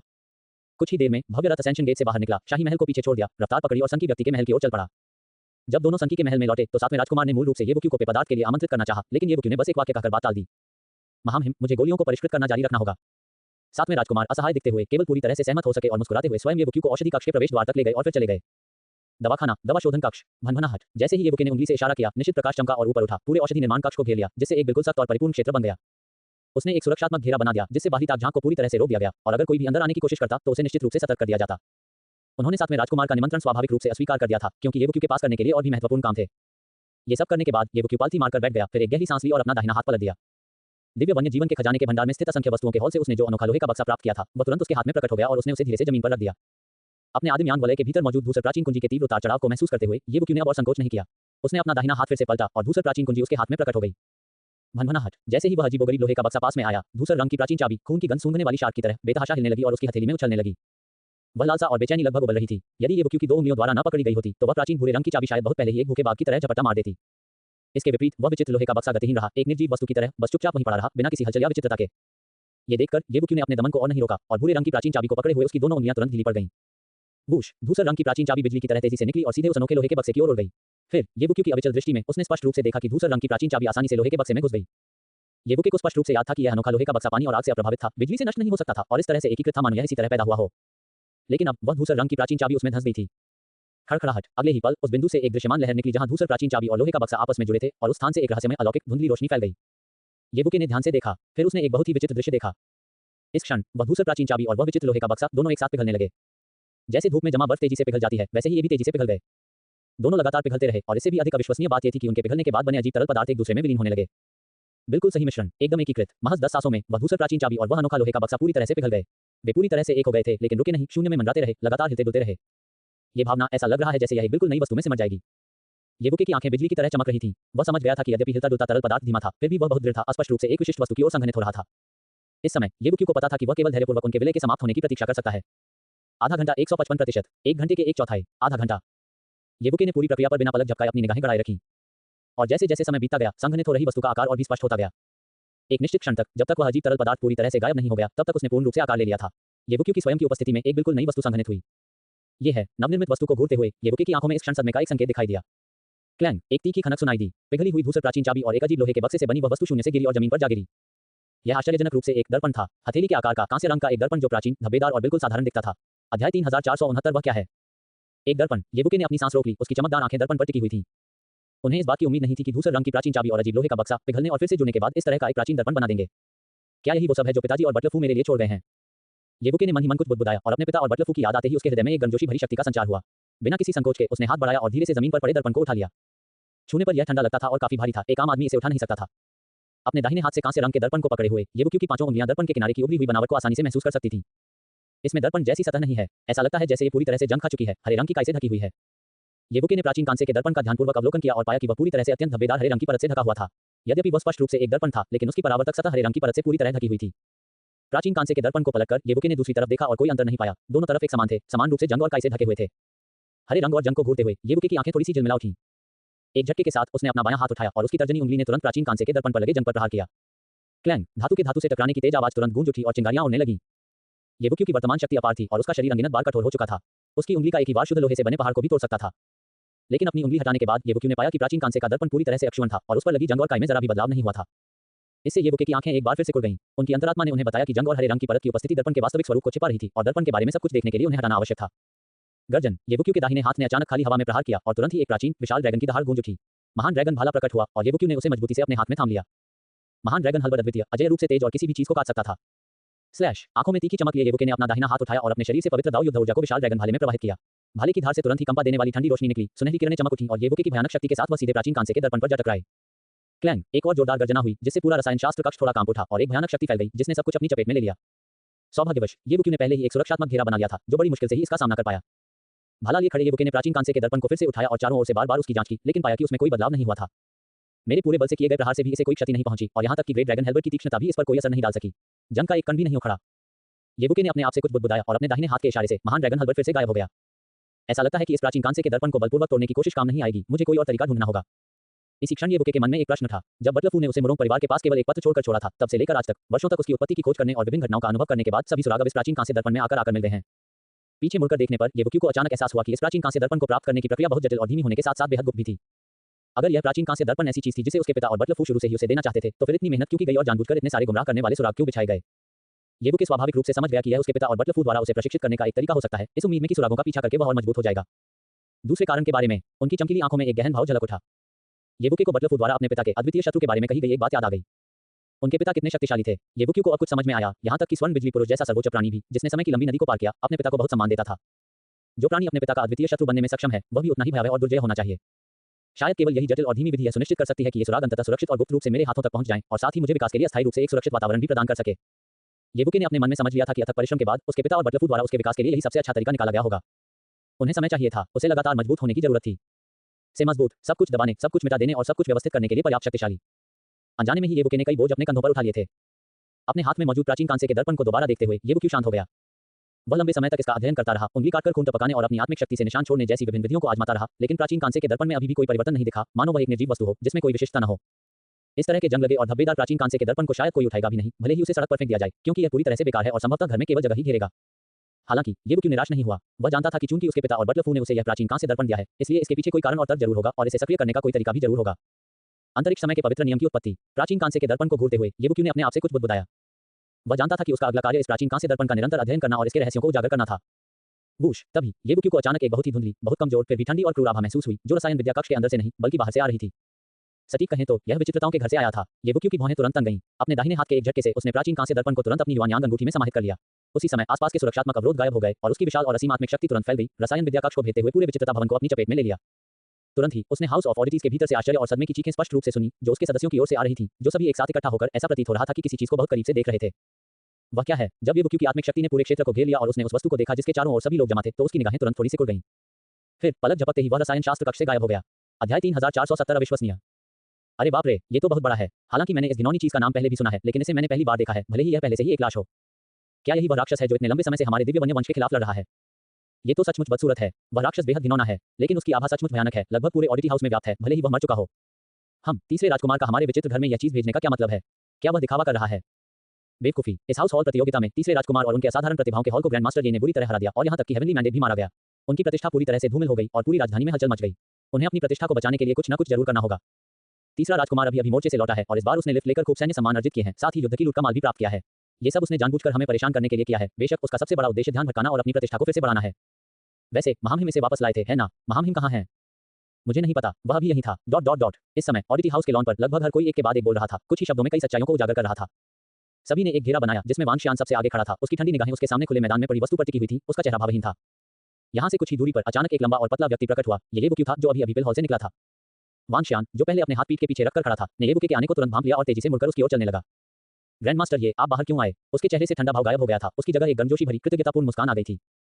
हे, बाहर इतना शोरगुल है, मैं इसे कैसे नहीं सुन सकता था। येबुके ने हल्की मुस्कान के साथ कहा, फिर आगे बोला, लेकिन मुख्य कारण यह है कि मुझे एक आभा का एहसास हुआ, इसलिए मैं बाहर आकर देखने से खुद को रोक नहीं पाया। वांग शियान ने धीरे से सिर हिलाया और येबुक्यू के बगल में आगे बढ़ने लगी। महाराज जी को नमस्कार। ऑडिटी हाउस के सभी सदस्य जो वहां एकत्रित थे, उन्होंने येबुक्यू को अपने हाथों को पीठ के पीछे रखते हुए धीरे-धीरे पास आते देखा और उनके चेहरे तुरंत उत्साहपूर्ण और सम्मानजनक हो गए। सभी ने मुट्ठी जोड़कर येबुक्यू को प्रणाम किया। येबुक्यू ने धीरे से सिर हिलाया और उसकी चमकदार आंखें अब सामने केंद्र की ओर देख रही थी। उसकी आंखें फिर से थोड़ी सिकुड़ गईं। इस समय घास के उस विशाल खुले मैदान पर एक शव पड़ा हुआ था। एक विचित्र शव जो न तो किसी दानव जैसा दिखता था और न ही किसी भूत जैसा। लगभग 100 फीट लंबा वह जीव वहां फैला पड़ा था। उसका पूरा शरीर धूसर सफेद रंग का था, जो घिनौने गाढ़े गहरे लाल खून से सना हुआ था। शव देखने में प्रेइंग मैंटिस जैसा लग रहा था, लेकिन वह मैंटिस से भी कहीं अधिक भयानक था। उसके शरीर के नीचे 7-8 विशाल पंजे थे और उसका सिर तो और भी विचित्र था, जो सचमुच एक इंसान के सिर जैसा दिखता था। हालांकि इस सिर का आधा हिस्सा पहले ही गायब हो चुका था और शेष आधा हिस्सा खून में डूबा हुआ था, जिससे ये स्पष्ट नहीं हो पा रहा था। ये चीज चाहे जिस भी नजर से देखी जाए, विचित्र और बेहद घिनौनी ही लगती थी। लेकिन येबुके ने गौर किया कि यद्यपि यह प्राणी मर चुका था, केवल एक शव ही बचा था, फिर भी शव पर व्याप्त भयंकर, ठंडी और तीव्र हत्या की भावना इस बात का प्रमाण थी कि मरने से पहले इस शव की शक्ति एक स्वर्ण मानव देवता के बराबर थी। और इस शव पर मौजूद घातक घाव बेहद भयावह और क्रूर लग रहे थे। स्पष्ट रूप से ऐसा लग रहा था जैसे उन्हें जिंदा ही चीर दिया गया हो। दूसरे शब्दों में कहें तो इस जीव को किसी और भी भयानक व्यक्ति ने बेरहमी से मार डाला और बहुत ही क्रूर और बर्बर तरीके से सचमुच जिंदा ही टुकड़े-टुकड़े कर दिया। उपग्रह प्रमुख, ये शव, हालांकि उसके मन में पहले से ही एक अनुमान था, फिर भी येबुके ने अपने बगल में बैठे वांग शियान से पूछा, ग्रैंड मास्टर, ये शव युद्ध के मोर्चे से लाया गया एक युद्ध पशु पुरस्कार है। यह एक आत्मा भक्षक है। वांग शियान ने तुरंत बोलना शुरू किया। उनका लहजा गंभीर हो गया। येबुके ने धीरे से सिर हिलाया। आत्मा भक्षक, वास्तव में जैसा कि उसने अनुमान लगाया था, उसके सामने पड़ा शव सोल डेवोरा कबीले का एक सदस्य था, वही शत्रु जिससे डिवाइन वाइल्डनेस डायनेस्टी शुरू से लड़ती आ रही थी। तीसरे राजकुमार कुछ समय पहले ही मोर्चे से लौटे हैं और ये सब युद्ध की लूट का माल है जो वे वापस लाए हैं। उफ, वे इस राजमहल प्रतियोगिता में बुरी तरह हार गए और अब ये सब दिखावा करने और अपनी प्रतिष्ठा बचाने की कोशिश में ये सब चीजें दिखा रहे हैं। इस आत्मा भक्षक के शव को हमारे विचित्रता घर में लाना केवल दिखावा करने और हमें घृणा दिलाने के लिए है, यहाँ तक कि इसे विचित्रता घर के सदस्यों के लिए अनुभव प्राप्त करने का एक तरीका भी कहा जा रहा है। वांग शियान ने व्यंग्य भरे लहजे में कहा, हालांकि आत्मा भक्षक के शव हमेशा से पुण्य के प्रतीक रहे हैं और तीसरे राजकुमार नियमों के अनुसार कार्य कर रहे थे, इसलिए महामहिम ने उन्हें इस शव को भेजने की अनुमति दी। येबुके सुनते हुए अपनी निगाहें सोल डेवोरा के शव पर टिकाए हुए था और उसने अनायास ही पूछा, तो फिर महामहिम कहाँ हैं? अभी महल से एक हिजड़े ने उसे बुलाया और कहा कि महाराज ने उसे बुलाया है और यह बहुत ही जरूरी मामला प्रतीत होता है। वांग शियान ने तुरंत जवाब दिया, महामहिम ने उन्हें बुलाया था। येबुक्यू के मन में अमृत कक्ष में मोतियों के पर्दे के पीछे खड़ी लंबी आकृति तुरंत उभर आई, साथ ही उसकी बेदबंग राजसी और अथाह आंखें भी। अपने मन में उठ रहे विचारों को दबाते हुए येबुक्यू ने एक कदम आगे बढ़ाया और आत्मा भक्षक के शव के पास जाकर उसे करीब से देखना चाहा। इस जाति की उत्पत्ति रहस्यमय और विचित्र थी, बहुत ही विचित्र, शायद इसमें कोई रहस्यमय राज छिपा हुआ था। लेकिन जैसे ही वह आत्मा भक्षक के शव से कुछ ही दूरी पर पहुंचा, उसके कदम अचानक रुक गए और उसकी चमकदार आंखों की पुतलियां अचानक सिकुड़ गईं। क्योंकि इस समय आदिम यान रिंग से प्राप्त किया गया चित्तीदार कांस्य प्राचीन दर्पण वास्तव में थोड़ा सा हिल रहा था। स्विश, अगले ही पल कांस्य के प्राचीन दर्पण से अचानक एक हल्की सी खिंचाव शक्ति निकली, जिसका स्रोत मानो सीधे उसके सामने पड़े आत्मा भक्षक के शव की ओर इशारा कर रहा था। येबुके का दिल तुरंत ही बेतहाशा धड़कने लगा। उसने पहले भी लंबे समय तक कांस्य के प्राचीन दर्पण का अध्ययन किया था, लेकिन उसे कुछ भी असामान्य नहीं मिला था। फिर भी अब कांस्य का प्राचीन दर्पण वास्तव में आत्मा भक्षक के शव पर प्रतिक्रिया कर रहा था। उसके रुके हुए कदम फिर से चलने लगे और येबुके ने बेपरवाही से सोल डेवोरा के शव के ठीक सामने से गुजरते हुए यहाँ तक कि अपना हाथ बढ़ाकर उसे धीरे से शव पर रख दिया। ठंडा और कठोर, उस पर जानलेवा इरादे हावी हो गए और अजीब बात यह थी कि साथ ही साथ प्राचीनता और धुंधलेपन का भी हल्का सा एहसास था। और इसी क्षण येबुके ने स्पष्ट रूप से महसूस किया कि प्राचीन कांस्य दर्पण से निकलने वाला हल्का खिंचाव बल मानो उसकी हथेली के माध्यम से आत्मा भक्षक के शव के भीतर से किसी रहस्यमय पदार्थ को अवशोषित कर रहा था। वह इसे महसूस कर सकता था। एक असाधारण आत्मासन की शक्ति तुरंत प्रकट हुई और येबुके ने अपना ध्यान केंद्रित किया, यहाँ तक कि बिना किसी झिझक के अपनी विनाश दिव्य आंखें भी खोल दी। ये है, अगले ही पल उसने स्पष्ट रूप से आत्मा भक्षक के शव के भीतर से लगभग अदृश्य हरे धुएं का एक निशान निकलते हुए देखा, जो उसकी हथेली से गुजरा और आदिम यान रिंग में समाहित हो गया और अंततः कांस्य प्राचीन दर्पण में प्रवाहित हो गया। जल्द ही हरे धुएं का यह हल्का सा गुबार पूरी तरह से कांस्य के प्राचीन दर्पण में समा गया और फिर वह हल्का सा खिंचाव बल पूरी तरह से गायब हो गया और कांस्य का प्राचीन दर्पण अपनी सन्नाटे भरी स्थिति में लौट आया। और उसके सामने पड़े आत्मा भक्षक के शव में भी कोई बदलाव नहीं दिखा, मानो पहले कुछ हुआ ही न हो। सब कुछ बहुत ही शानदार था। वह हरे धुएं का हल्का सा गुबार आखिर क्या था? क्या वह सचमुच उस प्राचीन कांस्य के दर्पण को हिला सकता था और यहाँ तक कि उसे सोखने के लिए एक हल्की सी खिंचाव शक्ति भी उत्पन्न कर सकता था? उसकी हथेली सोल डेवोरा के शव पर टिकी रही। येबुक्यू का चेहरा भावहीन था, लेकिन इस समय उसका दिल तेजी से धड़क रहा था। शांत होना असंभव था। अध्याय 3471 व्यक्तिगत रूप से उपस्थित हों। येबुक्यू की आंखों के सामने जो कुछ भी हुआ वह पूरी तरह से अप्रत्याशित था और यहाँ तक कि उसे भी चौंका दिया। लेकिन उसने तुरंत अपनी सांस रोक ली और ध्यान केंद्रित किया, खुद को शांत करने के लिए मजबूर किया और चीजों को व्यवस्थित और संक्षेप में बताना शुरू कर दिया। सबसे पहले तो यह आश्चर्य और खुशी की बात है, प्राचीन कांस्य के दर्पण ने प्रतिक्रिया दी है। जब तक कोई प्रतिक्रिया होती है, इसका मतलब है कि कोई तरीका और दिशा है। मैं बिना सोचे समझे भटकने वाली मक्खी की तरह नहीं रहूंगी, बल्कि विशेष रूप से शोध करूंगी और उसमें गहराई से उतरूंगी। शांत होने के बाद येबुके के दिल में खुशी की भावना उमड़ पड़ी। इससे पहले उन्होंने लंबे समय तक प्राचीन कांस्य के दर्पण का अध्ययन करने में बहुत प्रयास किया था, हर संभव विधि आजमाई थी, लेकिन प्राचीन कांस्य के दर्पण ने कोई प्रतिक्रिया नहीं दी, वह बस एक निर्जीव वस्तु थी। लेकिन अब प्राचीन कांस्य दर्पण ने वास्तव में अपने सामने मौजूद आत्मा भक्षक जाति के शव पर प्रतिक्रिया व्यक्त की और यहाँ तक कि सक्रिय रूप से चूषण उत्सर्जित करते हुए हरे धुएं के उस गुच्छे को अवशोषित कर लिया। ये निस्संदेह आश्चर्यों से भरी शुरुआत थी। कभी-कभी जब किसी कठिनाई का सामना करना पड़ता है, तो सबसे चुनौतीपूर्ण बात यह नहीं होती कि समस्या का समाधान कितना जटिल और पेचीदा होगा, बल्कि यह होता है कि आपको बिल्कुल भी अंदाजा नहीं होता, यह नहीं पता होता कि शुरुआत कहाँ से करें। तो फिर अगली सबसे जरूरी और महत्वपूर्ण चीज जिसका मुझे पता लगाना है, वह सिर्फ एक ही है। ये पुष्टि करने के लिए कि क्या प्राचीन कांस्य दर्पण केवल आत्मा भक्षक जाति के इस शव पर ही प्रतिक्रिया करता है, या क्या यह आत्मा भक्षक जाति के किसी भी शव पर प्रतिक्रिया करता है। मुझे आत्मा भक्षक जाति के और अधिक शवों की आवश्यकता है। येबुके की चमकदार आंखों में एक तीखी चमक कौंध गई। ग्रैंड मास्टर, ये क्या हुआ? क्या आपने कुछ खोजा है? इसी क्षण वांग शियान भी आगे बढ़े और उन्होंने पूछा। येवुके स्वाभाविक रूप से खड़े हो गए, अपनी हथेली हिलाई और धीरे से सिर हिलाते हुए बोले, मैंने कुछ खोजें की हैं, या यूं कहें कि मुझे रसायन विद्या के संबंध में कुछ प्रेरणा मिली है। शायद आत्मा भक्षक जाति का ये शव उपयोगी हो सकता है। येवुके ने एक ऐसा बहाना और कारण गढ़ा जो उसकी पहचान के साथ पूरी तरह मेल खाता था। क्या इस भयानक जीव का शव आपको रसायन विद्या के लिए प्रेरणा भी दे सकता है, ग्रैंडमास्टर ये? वांग शियान को तुरंत बहुत आश्चर्य हुआ, लेकिन जब उन्होंने ग्रैंडमास्टर ये की शक्ति और रहस्य के साथ-साथ एक असाधारण कीमियागर के रूप में उनकी पहचान के बारे में सोचा, तो उन्हें कोई समस्या महसूस नहीं हुई। चूंकि तीसरे राजकुमार ने युद्ध की ये लूट निकाली और उनमें से एक को सन के लोगों के घर भी भेजा, तो आत्मा भक्षक जाति के एक से अधिक शव अवश्य होंगे। बाकी शव अब कहाँ हैं? येवुके ने वांग शियान की ओर देखा और पूछा, अगर तीसरे राजकुमार ने इन्हें दिखावे के लिए बाहर न निकाला होता, तो आत्मा भक्षक जाति के युद्ध में लूटे गए ये शव निश्चित रूप से विलक्षण लोगों के हॉल में रखे होते। लेकिन अब चूंकि उन्होंने इन्हें खुलेआम प्रदर्शित कर दिया है, इसलिए नियमों के अनुसार इन्हें शाही परिवार को सौंपना होगा। संभवतः ये शव पहले ही शाही रसायन शास्त्रियों के पास भेज दिए गए हैं। अंततः अनगिनत वर्षों से हमारे दिव्य विनाश राजवंश और आत्मा भक्षक जाति के बीच युद्ध निरंतर जारी है, और हम हमेशा से उनकी कमजोरियों और सार का अध्ययन करना चाहते रहे हैं। इसलिए शाही रसायन शास्त्रियों के भीतर एक शोध विभाग है, जहां कुछ विशेष प्रतिभाएं आत्मा भक्षक जाति के शवों का अध्ययन करने के लिए समर्पित हैं। आत्मा भक्षक जाति के इस शव की तरह भले ही इसे हमारे सन के लोगों के घर भेजा गया हो, हमें इसे ज्यादा से ज्यादा 3 दिनों के भीतर उस शोध विभाग को सौंपना ही होगा। केवल वही लोग इस भयानक चीज का अध्ययन करने को तैयार हैं। अगर हम इसे उन्हें नहीं भी देते हैं, तो भी लोगों का वह समूह इसे मानने आएगा। इस शव को यहाँ रखना अशुभ है। मैं बाद में किसी को भेजकर इसे शाही रसायन शास्त्रियों के पास पहुंचा दूंगा। वांग शियान ने तुरंत जवाब दिया, शाही रसायन शास्त्री, अनुसंधान विभाग। येवुके की आंखें थोड़ी सी झपकी। कैसा रहेगा ओ प्रीफेक्ट, मैं स्वयं आत्मा भक्षक जाति के इस शव को शाही रसायन शास्त्रियों के पास ले जाऊंगा, और हाँ, मैं आत्मा भक्षक जाति के अन्य शवों पर भी एक नजर डाल लूंगा। ओह, वांग शियान एक बार फिर चौंक गया, लेकिन चूंकि येवुके बोल चुका था, इसलिए वह स्वाभाविक रूप से मना नहीं करेगा।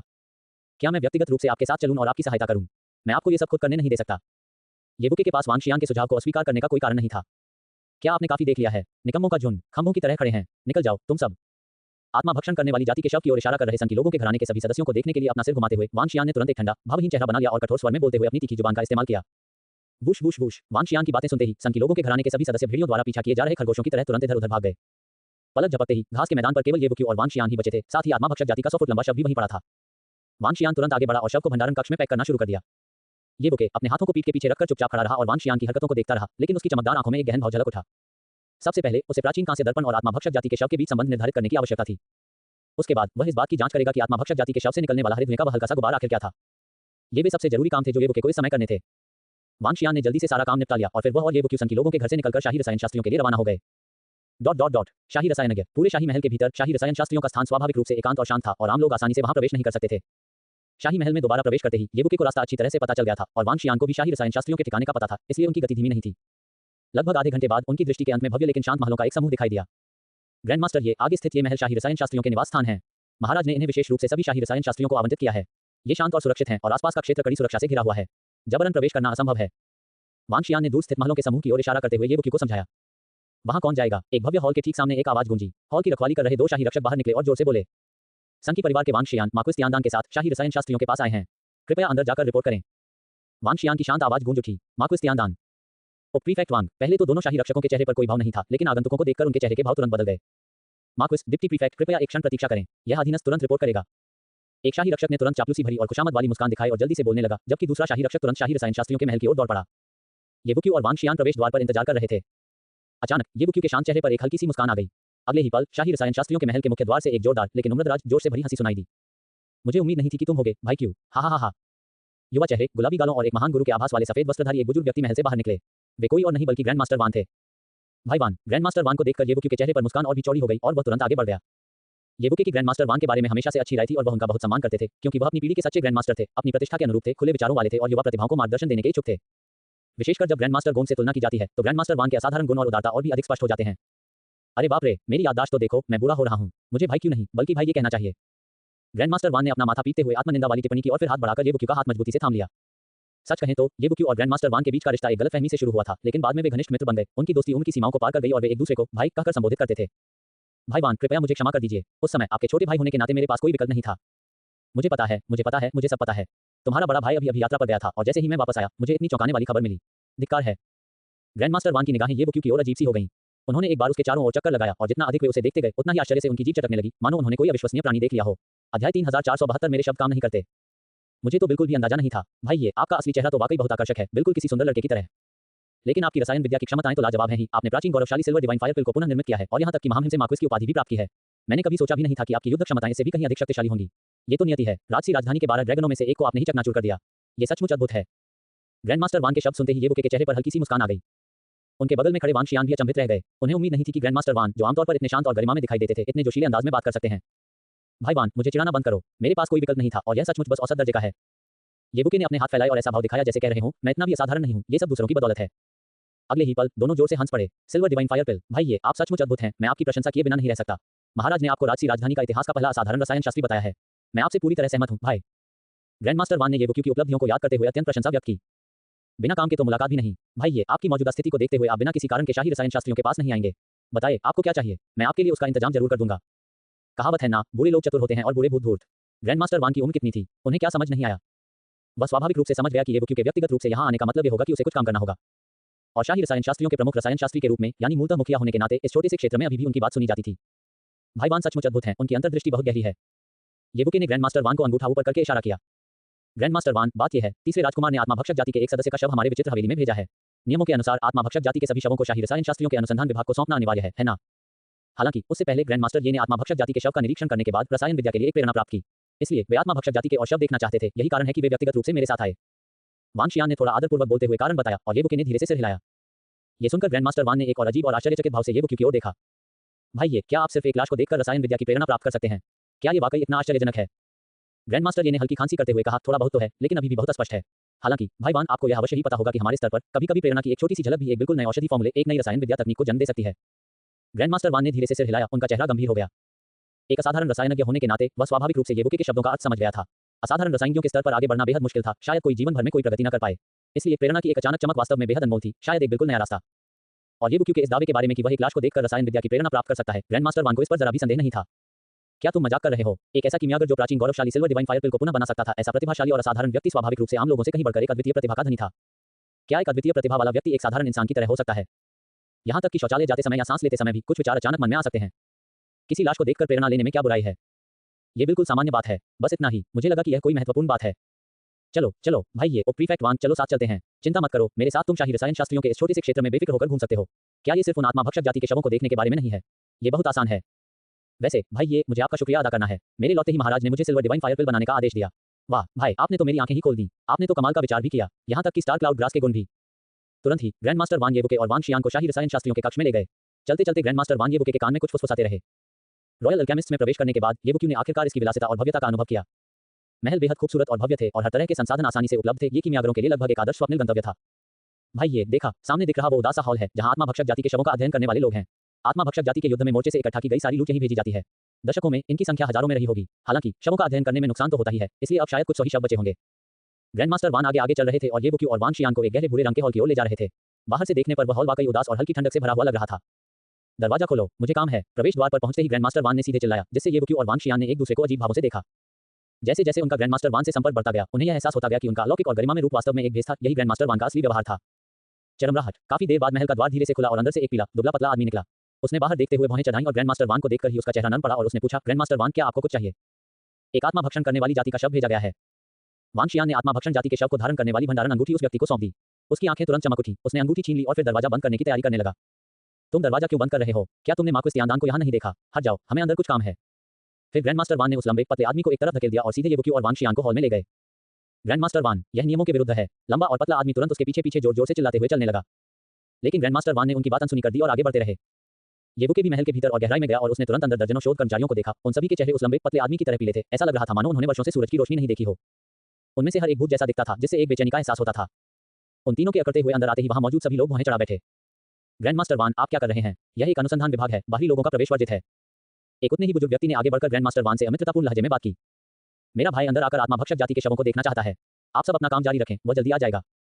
ग्रैंडमास्टर वान ने उदासीनता से बात की। यह स्पष्ट था कि ग्रैंडमास्टर वान के इन शोधकर्ताओं के साथ संबंध विशेष रूप से अच्छे नहीं थे। नहीं, कदापि नहीं। आत्मा भक्षण करने वाली जाति के शव अत्यंत महत्वपूर्ण हैं। बाहरी लोग उन पर लालच कैसे कर सकते हैं?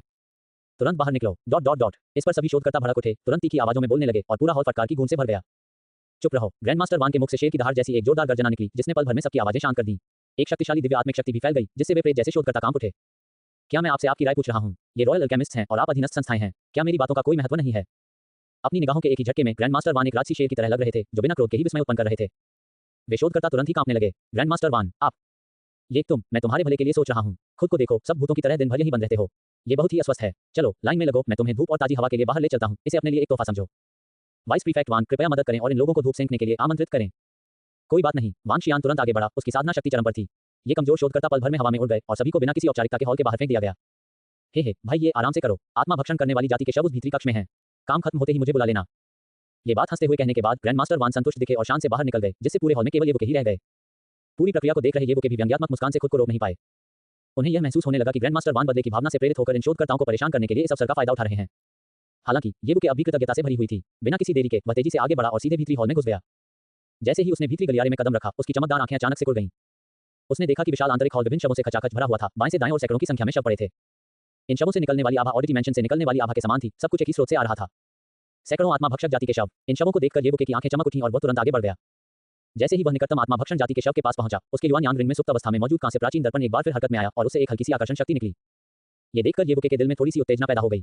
अध्याय 3473 अचानक येबुके शांत रहा, एक बार फिर खड़ा हुआ और दूसरे स्पिरिट देवोरा के शव की ओर चल पड़ा। प्राचीन कांस्य के दर्पण से हल्का खिंचाव फिर से प्रकट हुआ। उसने यही प्रक्रिया दोहराई और अपनी हथेली को फिर से शव पर रखा। हरे धुएं का एक हल्का सा गुबार उठा और प्राचीन कांस्य के दर्पण में समा गया। तीसरा, चौथा, पांचवां। येबुके लगातार पूरे भीतरी हॉल में घूमता रहा। हर स्पिरिट देवोरा के शव के सामने रुकता और फिर अगले शव की ओर बढ़ जाता। समय धीरे धीरे बीतने लगा। 361वां। खुद से कुछ बुदबुदाते हुए येबुके अगले स्पिरिट देवोरा के शव की ओर चल पड़ा, जो पहले से ही अंतिम से दूसरा शव था। अंतिम एक। जब येबुके खड़ा हुआ और आगे बढ़ा, तो उसने पाया कि बचा हुआ स्पिरिट देवोरा का शव वास्तव में आखिरी था। उसने अपना हाथ धीरे से इस आखिरी शव पर रखा। कुछ सांसों के बाद येबुके ने अपना हाथ हटाया और धीरे धीरे खड़ा हो गया। उसके चेहरे पर कोई भाव नहीं था। हालांकि उसकी चमकती आंखों में सुखद आश्चर्य और तीक्ष्णता की एक हल्की सी लहर उमड़ रही थी। कुल मिलाकर 362 स्पिरिट देवोरा शव, अपवाद के बिना। प्रत्येक आत्मा भक्षक के शव ने कांस्य के प्राचीन दर्पण को प्रतिक्रिया करने के लिए प्रेरित किया। पास आने पर प्रत्येक से हल्के हरे धुएं का एक गुबार निकलता था। इसकी पुष्टि की जा सकती है, जब तक ये स्पिरिट देवोरा का शव है, कांस्य का प्राचीन दर्पण प्रतिक्रिया करेगा और उससे निकलने वाले हरे धुएं को अवशोषित कर लेगा। और यह बिल्कुल स्पष्ट है कि आत्मा भक्षक अपने जीवन काल में जितना शक्तिशाली था, कांस्य के प्राचीन दर्पण द्वारा अवशोषित हरे धुएं की सांद्रता उतनी ही अधिक थी। येबुके की दिव्य आत्मा शक्ति उसके युआन यांग रिंग में समा गई और उसने एक बार फिर कांस्य के प्राचीन दर्पण को देखा। वह अपनी मृत्यु जैसी शांति में लौट आया था, वहां चुपचाप पड़ा था, मानो कुछ हुआ ही न हो। कुल मिलाकर 362 स्पिरिट देवोरा शव, 362 हरे धुएं के गुबार। इन सबको समाहित करने के बाद भी दर्पण की सतह में कोई परिवर्तन नहीं हुआ, न ही उसकी आभा में। इसने प्रतिक्रिया दी और अवशोषित किया, लेकिन कोई बदलाव नहीं हुआ। इसका मतलब है, मात्रा पर्याप्त नहीं है, बिल्कुल भी पर्याप्त नहीं है। इसे और भी अधिक स्पिरिट देवोरा शवों की आवश्यकता है। इसे अधिक से अधिक हरे धुएं को अवशोषित करने की आवश्यकता है। दूसरे शब्दों में, शायद जब कांस्य के प्राचीन दर्पण को भोजन दिया जाएगा तभी नए बदलाव दिखाई देंगे, जिससे मुझे गहरे रहस्यों को जानने का मौका मिलेगा। येबुके की आंखों में एक गहरी चमक कौंध गई, मानो उनमें प्रकाश का संचार हो रहा हो। उसकी निगाह भीतरी हॉल में पड़े 362 स्पिरिट देवोरा शवों पर पड़ी और येबुके के मन में धीरे धीरे एक विचार उभरा। दिव्य निर्जन राजवंश द्वारा इन लंबे वर्षों में प्राप्त युद्ध की लूट, सभी आत्मा भक्षकों के शव यहाँ रखे गए हैं। दूसरे शब्दों में, यहाँ के अलावा पूरे राजवंश में कहीं और आत्मा भक्षकों के शव नहीं है। तो फिर मेरे लिए राजमहल के भीतर अन्य स्पिरिट देवोरा शवों को ढूंढना असंभव है। अगर वे मिल भी गए तो वे केवल कुछ बिखरे हुए अर्थहीन होंगे। शायद केवल एक ही जगह मेरी जरूरतों को पूरा कर सकती है, उस प्राचीन कांस्य दर्पण की जरूरतों को पूरा कर सकती है, और वह है अग्रिम मोर्चे। उसकी आंखों में मानो बिजली सी चमक उठी। इस क्षण येबुके ने अपना फैसला कर लिया था। अग्रिम मोर्चे, वह अग्रिम पंक्ति जहां दिव्य निर्जन राजवंश और आत्मा भक्षकों ने युद्ध किया। ये खूनी हवाओं और मूसलाधार नरसंहार का स्थान था, बेहद खतरनाक। दिन रात दोनों पक्षों के प्राणी मारे जाते थे, लेकिन ठीक इसी वजह से यहीं पर सबसे अधिक स्पिरिट देवोरा के शव पाए जाते थे। केवल वहीं पर पर्याप्त संख्या में स्पिरिट देवोरा के शव हो सकते थे, और केवल वहीं पर उसे कांस्य के प्राचीन दर्पण को अधिक हरी धुएं को अवशोषित करने का मौका मिल सकता था। यदि वहां कोई शव नहीं होते, तो वह सीधे जाकर स्पिरिट देवोरस को मारकर हरा धुआं प्राप्त कर सकता था। जैसे ही विचारों का सैलाब उमड़ा, येबुके ने एक कदम बढ़ाया, भीतरी हॉल से बाहर निकला और मुख्य हॉल के निकास द्वार की ओर चल पड़ा। उसकी चमकती आंखों में पहले से ही लिए गए निर्णय की झलक थी। राजकुमारी शेन्यू को राजधानी तक वापस ले जाने के लिए उसने जो लंबी यात्रा चुनी थी, उसका कारण यह था कि उस प्राचीन धूसर कुंजी ने ही उसे दिव्य निर्जन राजधानी तक का पूरा रास्ता दिखाया था। अब धूसर प्राचीन कुंजी और रहस्यमय लोहे का बक्सा मिलकर कांस्य का प्राचीन दर्पण बन गए थे। दर्पण के रहस्यों को समझने के लिए उसे हरी धुएं को अवशोषित करना आवश्यक था। हरी धुएं को अवशोषित करने के लिए उसे आत्मा भक्षक के शवों की आवश्यकता थी।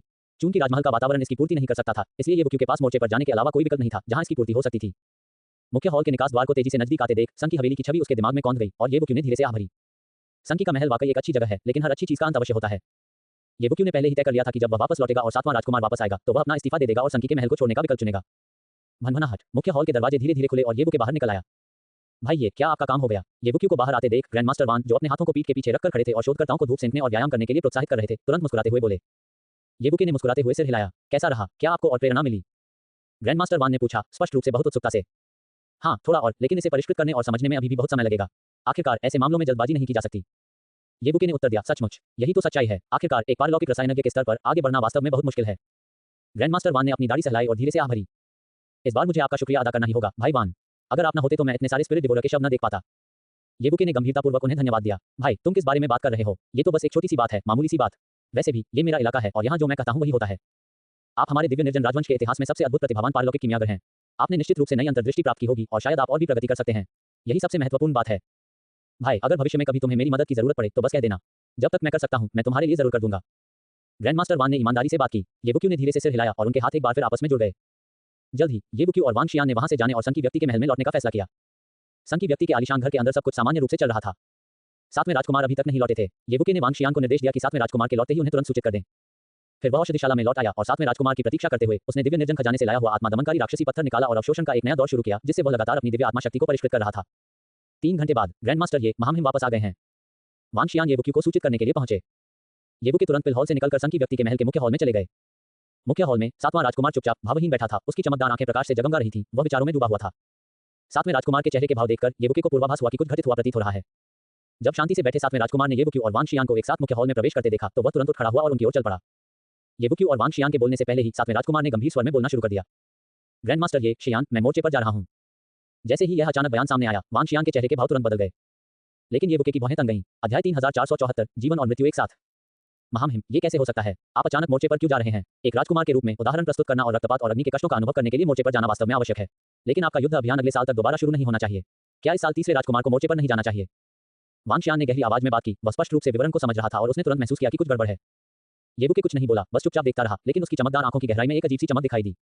क्या यह महज एक संयोग है? जिस प्रकार मैंने प्राचीन कांसे के दर्पण के कारण सातवें राजकुमार को विदाई देने और मोर्चे पर जाने का निर्णय लिया, उसी प्रकार अब सातवें राजकुमार भी मोर्चे पर जा रहे हैं। जी हाँ, नियमों के अनुसार यही नियम है और हमेशा से यही होता आया है कि राजकुमार बारी-बारी से मोर्चे पर जाते हैं, उदाहरण पेश करते हैं और मनोबल बढ़ाते हैं। किसी भी राजकुमार ने कभी इसका उल्लंघन नहीं किया है। और प्रत्येक राजकुमार मोर्चे पर जाना अपने लिए गौरव की बात मानता है, स्वयं को परखने और मजबूत करने का अवसर समझता है। रक्तपात, आग, नरसंहार और खून खराबे का पूर्ण अनुभव करके ही कोई युद्ध की क्रूरता और शांति के महत्व को समझ सकता है। दूसरे शब्दों में कहें तो एक राजकुमार मोर्चे पर जितना बेहतर प्रदर्शन करता है और जितने अधिक सैन्य कौशल अर्जित करता है, उसकी प्रतिष्ठा, ख्याति और आत्मविश्वास उसी अनुपात में बढ़ता जाता है। लेकिन इस बार इस पूरे साल का युद्ध अभियान मेरे तीसरे भाई का था। यह उनका समय था। फिर भी पिता सम्राट ने मुझे इस बार बुलाया और मुझे तीसरे भाई की जगह लेने और आने वाले दिनों में मोर्चे पर जाने के लिए कहा। सातवें राजकुमार ने बोलना शुरू किया। उनकी चमकीली आंखें और भी रहस्यमय हो गईं। क्या यह महाराज का आदेश है? क्या महाराज ने हमेशा नियमों को सर्वोपरि नहीं माना है? ये कैसे हो सकता है? वांग शियान के चेहरे के भाव एक बार फिर बदल गए। जी हाँ, सम्राट पिता ने हमेशा नियमों को सर्वोच्च महत्व दिया है और उनका उल्लंघन करने वालों से घृणा की है। शाही परिवार का सदस्य हो या आम नागरिक, जो भी नियमों का पालन नहीं करता, उसे कीमत चुकानी पड़ती है। लेकिन इस बार इतने गंभीर मामले में स्वयं सम्राट पिता ने नियमों का उल्लंघन किया। ऐसा क्यों है? सातवें राजकुमार ने मन ही मन बुदबुदाया। एक राजकुमार होने के नाते वह दिव्य विनाश सम्राट को समझता था, इसीलिए वह जानता था कि दिव्य विनाश सम्राट का यह आदेश कितना अविश्वसनीय था। महारानी, अचानक वांग शियान की आंखों में चमक आ गई, मानो उन्हें कुछ सूझा हो। वह आगे बढ़े और धीमी आवाज में बोले, जिसे केवल सातवें राजकुमार और येबुक्यू ही सुन सके। पिछले कुछ वर्षों से आप तीसरे राजकुमार के दमन का शिकार थे और नुकसान में थे। लेकिन अब न केवल दिव्य अधोलोक महारानी को पैतृक भूमि से वापस बुला लिया गया है, बल्कि ग्रैंड मास्टर ये के आगमन के कारण हमने एक झटके में वापसी की है, विशेष रूप से इस हवेली हॉल प्रतियोगिता में, जहां हमने तीसरे राजकुमार और उनके ऋषि हॉल को पूरी तरह से हरा दिया। क्या ऐसा हो सकता है कि महामहिम ने आप में किसी प्रकार की संभावना देखी हो और इसलिए उन्होंने तरजीही निर्णय लिया हो, या फिर? वांग शियान ने अपनी बाकी बातें जारी नहीं रखी, क्योंकि वे कुछ ज्यादा ही हो चुकी थीं। सातवें राजकुमार ने कुछ नहीं कहा, लेकिन इस समय उनकी चमकदार आंखें लगातार झिलमिला रही थीं। येबुके अभी भी कुछ नहीं बोला, लेकिन वह स्वाभाविक रूप से वांग शियान के शब्दों का अंतर्निहित अर्थ समझ गया था। हार को जीत में और यहाँ तक कि एक महान जीत में बदलने के कारण दिव्य विनाश सम्राट ने सातवें राजकुमार का एक और भी शानदार पक्ष देखा और इस प्रकार उनका आंतरिक दृष्टिकोण सातवें राजकुमार के पक्ष में हो गया। शायद भविष्य में वह इस महान विरासत को आगे बढ़ा सके। लेकिन चूंकि दिव्य विनाश का सम्राट अभी भी सिंहासन पर विराजमान था, इसलिए ये शब्द बोले नहीं जा सकते थे, अन्यथा ये राजद्रोह होता। सम्राट पिता दूरदर्शी, असाधारण रूप से बुद्धिमान हैं और उनके विचार अथाह हैं। वे जो कुछ भी करते हैं, उसके पीछे उनके अपने कारण अवश्य होते हैं, शायद कोई दीर्घकालिक योजना जिसे थोड़े समय में नहीं समझा जा सकता। सातवें राजकुमार ने धीमी आवाज में बात की। यदि महामहिम की वास्तव में ऐसी मंशा है, तो तीसरे राजकुमार को मोर्चे से हटाकर आपकी ओर से आपको अचानक यह आदेश देना आपके लिए एक परीक्षा भी है, लेकिन दूसरे दृष्टिकोण से यह आपकी ओर से आपको अग्नि परीक्षा में डालने का एक तरीका भी है। कहावत है कि सच्चा सोना आग से नहीं डरता, अगर कोई डर जाए तो। इसी क्षण येबुक्यू की आवाज अंततः सुनाई दी, लेकिन ये सुई की तरह तीखी थी, जिससे सातवें राजकुमार और वांग शियान दोनों के चेहरे के भाव एक साथ बदल गए। ग्रैंड मास्टर, ये का मतलब है? सातवें राजकुमार ने येबुके की ओर देखा। सच्चा सोना तीव्र अग्नि में तपाए जाने से ही और मजबूत होता है। यदि वह अग्नि का सामना नहीं कर पाता और लपटों में भस्म हो जाता है, तो दोष अग्नि का नहीं, बल्कि इस बात का है कि सच्चा सोना वास्तविक नहीं है। येबुके की आंखें गहरी थीं। ये सुनकर सातवें राजकुमार का चेहरा धीरे-धीरे शांत हो गया और उन्होंने सिर हिलाते हुए कहा, ग्रैंड मास्टर ये सही कह रहे हैं। चाहे कुछ भी हो जाए, क्योंकि यह सम्राट पिता का आदेश है, इसलिए एक राजकुमार होने के नाते मुझे इसे पूरा करना ही होगा। अगर मैं इस समय पीछे हट जाऊं, तो न केवल सम्राट पिता निराश होंगे, बल्कि मैं खुद को भी निराश करूंगा। जहां तक मेरे तीसरे भाई की बात है, जो भी हमारे रास्ते में आएगा, हम उससे निपट लेंगे। सातवें राजकुमार से अत्यंत शक्तिशाली आत्मविश्वास और आभा का प्रवाह हो रहा था। इस समय येबुके के मन में एक बार फिर गानलू हॉल में मोती के पर्दे के पीछे मौजूद उन दबंग और राजसी आंखों की छवि कौंध गई। दिव्य विनाश सम्राट स्पष्ट रूप से अपने चरम पर था, फिर भी वह इतना चिंतित क्यों था? या फिर ऐसा हो सकता है, दिव्य विनाश सम्राट से महसूस हुई थोड़ी सी कमजोरी के बारे में सोचते हुए येबुके के मन में कई विचार कौंध गए। महामहिम, चूंकि आप मोर्चे पर जा रहे हैं, इसलिए सब कुछ तुरंत तैयार किया जाना चाहिए। हमारा किरेन मेंशन स्वाभाविक रूप से पूरी तरह से आपके साथ रहेगा, क्योंकि मोर्चे के खतरों को कम करके नहीं आंका जाना चाहिए। वांग शियान ने जिम्मेदारी से कहा। सातवें राजकुमार ने सिर हिलाकर कहा, तैयारियां शुरू करो। सम्राट पिता ने भी हमारे साथ विशेषज्ञ भेजे हैं और मुझे 10,000 स्वर्ण कवचधारी शाही रक्षकों को अपने साथ ले जाने का आदेश दिया है। हम 5 दिनों में आधिकारिक रूप से प्रस्थान करेंगे।